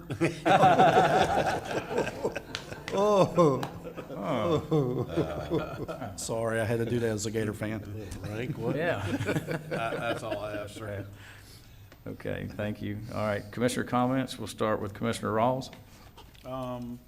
Just want to reiterate that we had a great time at the dedication of Stanton Landing and St. Paul's Church. And for any folks that have not seen the place, it's a really neat little place, and it's a great start to something I think is going to be really beneficial to Putnam County for ecotourism. I believe their next stop is to put in a trailhead on the river in Palatka itself. So, but paddlers will be able to go from these trailhead to trailheads, have a place to spend the night possibly. At Stanton Landing, they actually have some camping available for primitive camping. Really don't have a lot more than that. Everything seems to be going well. Because the workshop. Okay, Commissioner Goddard? Well, I'm going to throw in here, the fair was incredible, those that didn't make it out there, but we had a lot of out-of-town guests. A lot of St. Johns County tags were out there in the parking lot. It was well attended. There were a lot of people there. I want to congratulate this man right here, our chairman. Every year, at the Catfish Festival, they go out and they get what's called cabbage, which is actually the tops out of the palm trees. And he's been doing this For 29 years? At least. I know it's been 41 years all total. But he's been out there. I went out there. You actually go out into the swamp, and you find the trees, you cut the trees, you haul the trees, you haul the tops up, and then I didn't get involved in the second day where they basically carry them into Crescent City, and then on Friday they clean them all up, and then they prepare them ready to be cooked. So I don't know how many hours of sleep he's gotten in these last week, but I know it couldn't be much. Of course, then I didn't attend the Catfish Festival. It was a nice time with my daughter, so I didn't get to go. But also Stanton Landing was great. It was well attended also. I mean, very well attended. It was great out there. And we have all our trails now are connecting. Those that get out there on a bicycle, I'm not one that gets out there on the bicycle. I like riding around in my Jeep. But the trails are fantastic. They're great to look at. And again, I always encourage you, go out and see what's going on. There's always something going on in Putnam County, and our county is just incredible for the diversity. It's just unbelievable what you can find. Thanks. Thank you, Commissioner Goddard. Commissioner Harvey? Thank you, Mr. Chairman. Do want to bring your attention to open house meeting with FDOT on April 23rd at the Interlaken Community Center from 4:30 to 6:30. This will be a discussion about the final leg of State Road 20 from Royal Way to 315. That's the first thing I want to talk about. So please avail yourself to be out there. This is going to connect Interlaken to Hawthorne with a 4-lane and a bike path through there and a sidewalk. This coming Saturday, March for Jesus out at Interlaken at the Caboose. Pastor Wayne is doing that at 9 o'clock. U-turn is this Saturday, not mistaken, this coming Saturday. And I do want to say thank you to Susan, Stacy, and Matt. If you don't avail yourself to them, you're missing out, because this morning I had some questions about some financial things, and they were going, what, account 162, no 135, no 165. And they knew these account numbers. They knew what was supposed to be in them. And I tell you what, it was beyond me. Matt gets on his computer, says, yeah, here's the answer you're looking for. Avail yourself, please, because these people are the best, and we need to celebrate that. The poles that we mentioned, the bamboo poles, are in the back here. I brought them in from the house for the event on Thursday night. So if you want to be a part of that, you can do that. And last but not least, I want to say thank you to our chairman, Commissioner Bill Pickens. You don't realize how much work he does, and he's a gentleman and a scholar when it comes to things that he does in the community. But I arrived at Catfish Festival to talk. Imagine that, right? They give me the microphone and allow me to talk. They didn't give me the wireless one this time. I was a little bit upset about that, but they gave me a long cord, so I was able to move around. But I get to MC such a wonderful event along with JT Stout, and we share the duties. But this gentleman was there when I got there at 7:15 in the morning. Already starting working after he'd already been working for days and weeks ahead of time getting ready. And we were able to help clean up a little bit before the rush came. And let me assure you that the rush came. And there was a lot of people there. And Commissioner Rawls, you were there also doing hamburgers and whatever needed to be done. It's amazing to see all the help from the Rotary clubs that come down. But even the students, Chairman Pickens, that from the high school, just amazed me how many students came out to be a part of that. So thank you for allowing me my little part. And if you would like, I would love to talk some more next year. So anything I can do to help. We'll definitely have you there. So, thank you. All right, thank you, Commissioner Harvey. Commissioner Turner? I would also like to join Mr. Suggs in welcoming Mr. Tilton on board. I think he's gonna be very impressive when he comes here. I think he's gonna be gung-ho and a very welcome addition to our team. Just for the record, I didn't get to help hire him, but I'm tickled to death that's who they picked, so I think he'll do well. I had talked, I think at the last commission meeting, or maybe the one before, about possibly instigating a comp plan revision. Or have we selected a workshop yet of when we think we're gonna get to do our kickoff?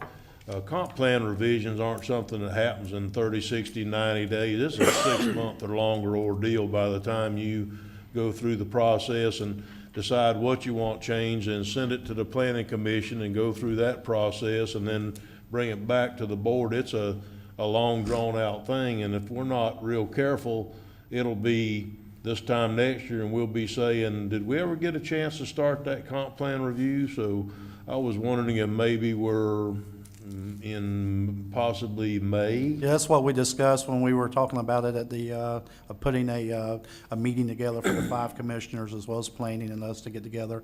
We're looking at May because April was already booked up. Yeah, have we been able to find us another planner yet? I knew we were 1 or 2 short or something. There's no way we can expect Mike Brown to be able to do this by himself. That's not an option here. No, so he's got to be able to have some. This is going to be, once this starts, this is going to be very entailed. I mean, it's going to take somebody that's going to probably be 90% of their job. So, I mean, he can advise them and give them history and give them the list he's been making for the last year of things that need to be changed, but we can't expect him to do this. So do you think we'll have a planner on board at some point in the not too distant future? Well, I'd like to say the answer to that question is yes, but as you can tell, it's been a while since we've been able to get a planner here. We've interviewed 2, I believe it is, in the last week or so. I don't know where we're at in the process, but I think the last one was just this past Friday. I'll get with Mr. Brown.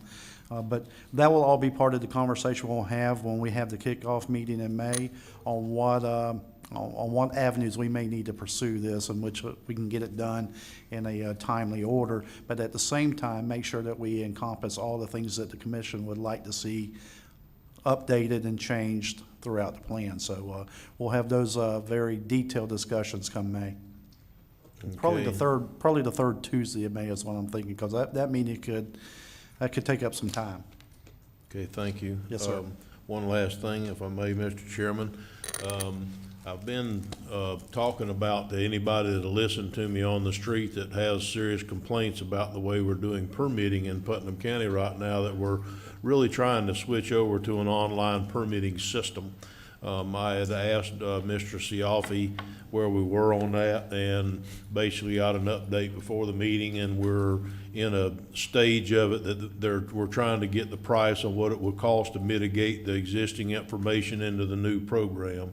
And so once we get that, we can move. We will know what the actual cost instead of the proposed costs are in the new software system. So hopefully, not too much longer, we'll be able to go off in that direction, which I think will help a lot. And with that, Mr. Chairman, I yield the floor. Okay. Thank you, Mr. Turner. I'd like to start with thanking Rhonda Masters and all the work that she did with the Stanton Landing dedication. Commissioner Turner read the proclamation, and he was a little under the weather, but did a great job. It was very well attended. I can tell you I had a number of people contact me afterwards that had driven up from Crescent City, and they were really impressed with the facility and just the whole dedication. And I know that the Stanton family was really very impressed, very touched for that. So thank you for that.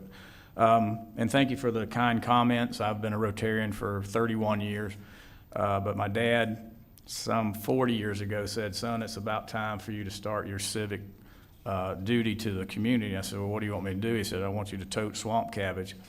So I've been doing it since I was about 20 years old, and I have such a tremendous crew. Some of my crew have been doing it for 41 years. Many of them for 20. We do involve some of the students from the high school, as Commissioner Harvey said, through the RTC program and FFA and that, and they help all 3 days for us. And I just want to thank all the Rotary clubs. Crescent City Rotary Club, is the catalyst behind it, but the Interlochen Lake Area Club was there. Jeff Rawls is the president of the Sunrise Club. Good contingency from the Sunrise Club and from the Noon Club, all working together to help us pull this off. And Commissioner Goddard did come out Wednesday, and he did tote swamp cabbage. So, but we fed you very well, didn't we? We did. So, and Commissioner Rawls helped on Saturday. And I was really, when I saw Larry in the parking lot this morning, I was wondering if he was going to be able to talk, because he did talk all day. And he was down there at 7 o'clock, and really the emceeing didn't start until 8:30 or 9. And Larry just started cleaning up some of the tables, and that's what Larry does. When you get Larry, you get him 100%. I want to thank Administrator Suggs for coming down and helping, and we rode in the parade. It looks like it's a very successful event. Last year we got rained out a little bit, but this year the numbers are up, so it should be very profitable. So thank you, and we have a 2 o'clock. Okay, excuse me. Mr. Chairman, point of privilege, if you would allow me just a second. 2 things I wanted to mention, not as clerk of the court, but you were speaking of the Stanton Landing activity that was a great project, and I attended the designation of Trail Town Friday evening at the River Center, and I wanted just to make a few comments about that if I could. I've been involved with the development of the Palaca to Lake Butler Trail for probably 35 years, and it was mentioned at the ceremony about how long that has taken. And when I was first elected as mayor, I really didn't know much about rails to trails, as the general term was then. And I certainly didn't understand how long it takes for these things to happen. But 35 years later, we almost have a 100-mile bike path on an old rail bed completed. We're just lacking a couple of little spots that'll come to fruition. But in that time, there have been so many people that have been involved in this effort, so that we now have the River to Sea Loop, which is the water equivalent of the bike path. We have equestrian trails, and Palaca and Putnam County are a major hub recognized by folks all over the state for that designation. One of the things I wanted to mention, there was a gentleman there named Herb Hiller. Some of you know Herb. And I was reflecting back on my friendship with Herb over a lot of years. And it reminded me that I've met people in the environmental community that are so revered all over the United States. Marjorie Harris Carr. Now, we may disagree with her on Rodman, but I always appreciate someone's passion for whatever their effort is that they're doing. And she was recognized as an environmental leader, started some of the Forever Florida programs where they got the legislature to agree to set aside millions of dollars to do public acquisition of environmentally sensitive lands for preservation. I got the opportunity one time to meet Nathaniel Reed, Nat Reed. He was nationally known, he's probably the most important lifelong figure in environmental work. And then I get to meet Herb Hiller. But then I think locally we've got folks that are just like that. Linda Kreider, Craig McLean, Sam Carr, and all those folks that have a passion for what this effort is about. And I was so honored to be there and be among all those folks and to hear of the great accomplishments that have been made. And I'm going to keep pushing this idea, and I always say this everywhere I go. We need to name a part of that trail after Craig McLean, because without him and his vision back then that started this, with meetings with the mayor of Palaca, the meeting of Keystone Heights, the meeting with the mayor of Stark, none of this would have happened. And so I take every opportunity I can to throw out that some of this should be named after Craig McLean. So that's that story. Secondly, I want to mention the passing of Joyce Conley. Joyce was the wife of Lee Conley, who served on the city commission with me, and Lee Conley was the driving force behind having a local domestic violence shelter and effort in our community. Unfortunately, Putnam County ranks at the wrong end of the list of most per capita domestic violence incidences. And he knew that we needed to do something, and he single-handedly worked with the Florida Domestic Violence Coalition about getting this shelter certified and designated, so that meant that funds that should come to help Putnam County citizens that are victims of domestic violence have some help locally and not have to go to Gainesville. And that's where this effort was in the past. All of our folks that needed help, needed counseling, needed housing, had to go to Gainesville. And so Joyce was instrumental in Lee's effort to make this happen. It's rare that a domestic violence shelter is named after a man, but ours is because of that great work. And she passed this week, and I wanted to make sure that I and hopefully all of you will keep the Conley family in your prayers and recognize their great effort in some years past for our community. So thank you, Mr. Chairman. Okay. Thank you, Mr. Tim. Any other business to come before this board? Okay, we have a 2 o'clock workshop. We stand adjourned.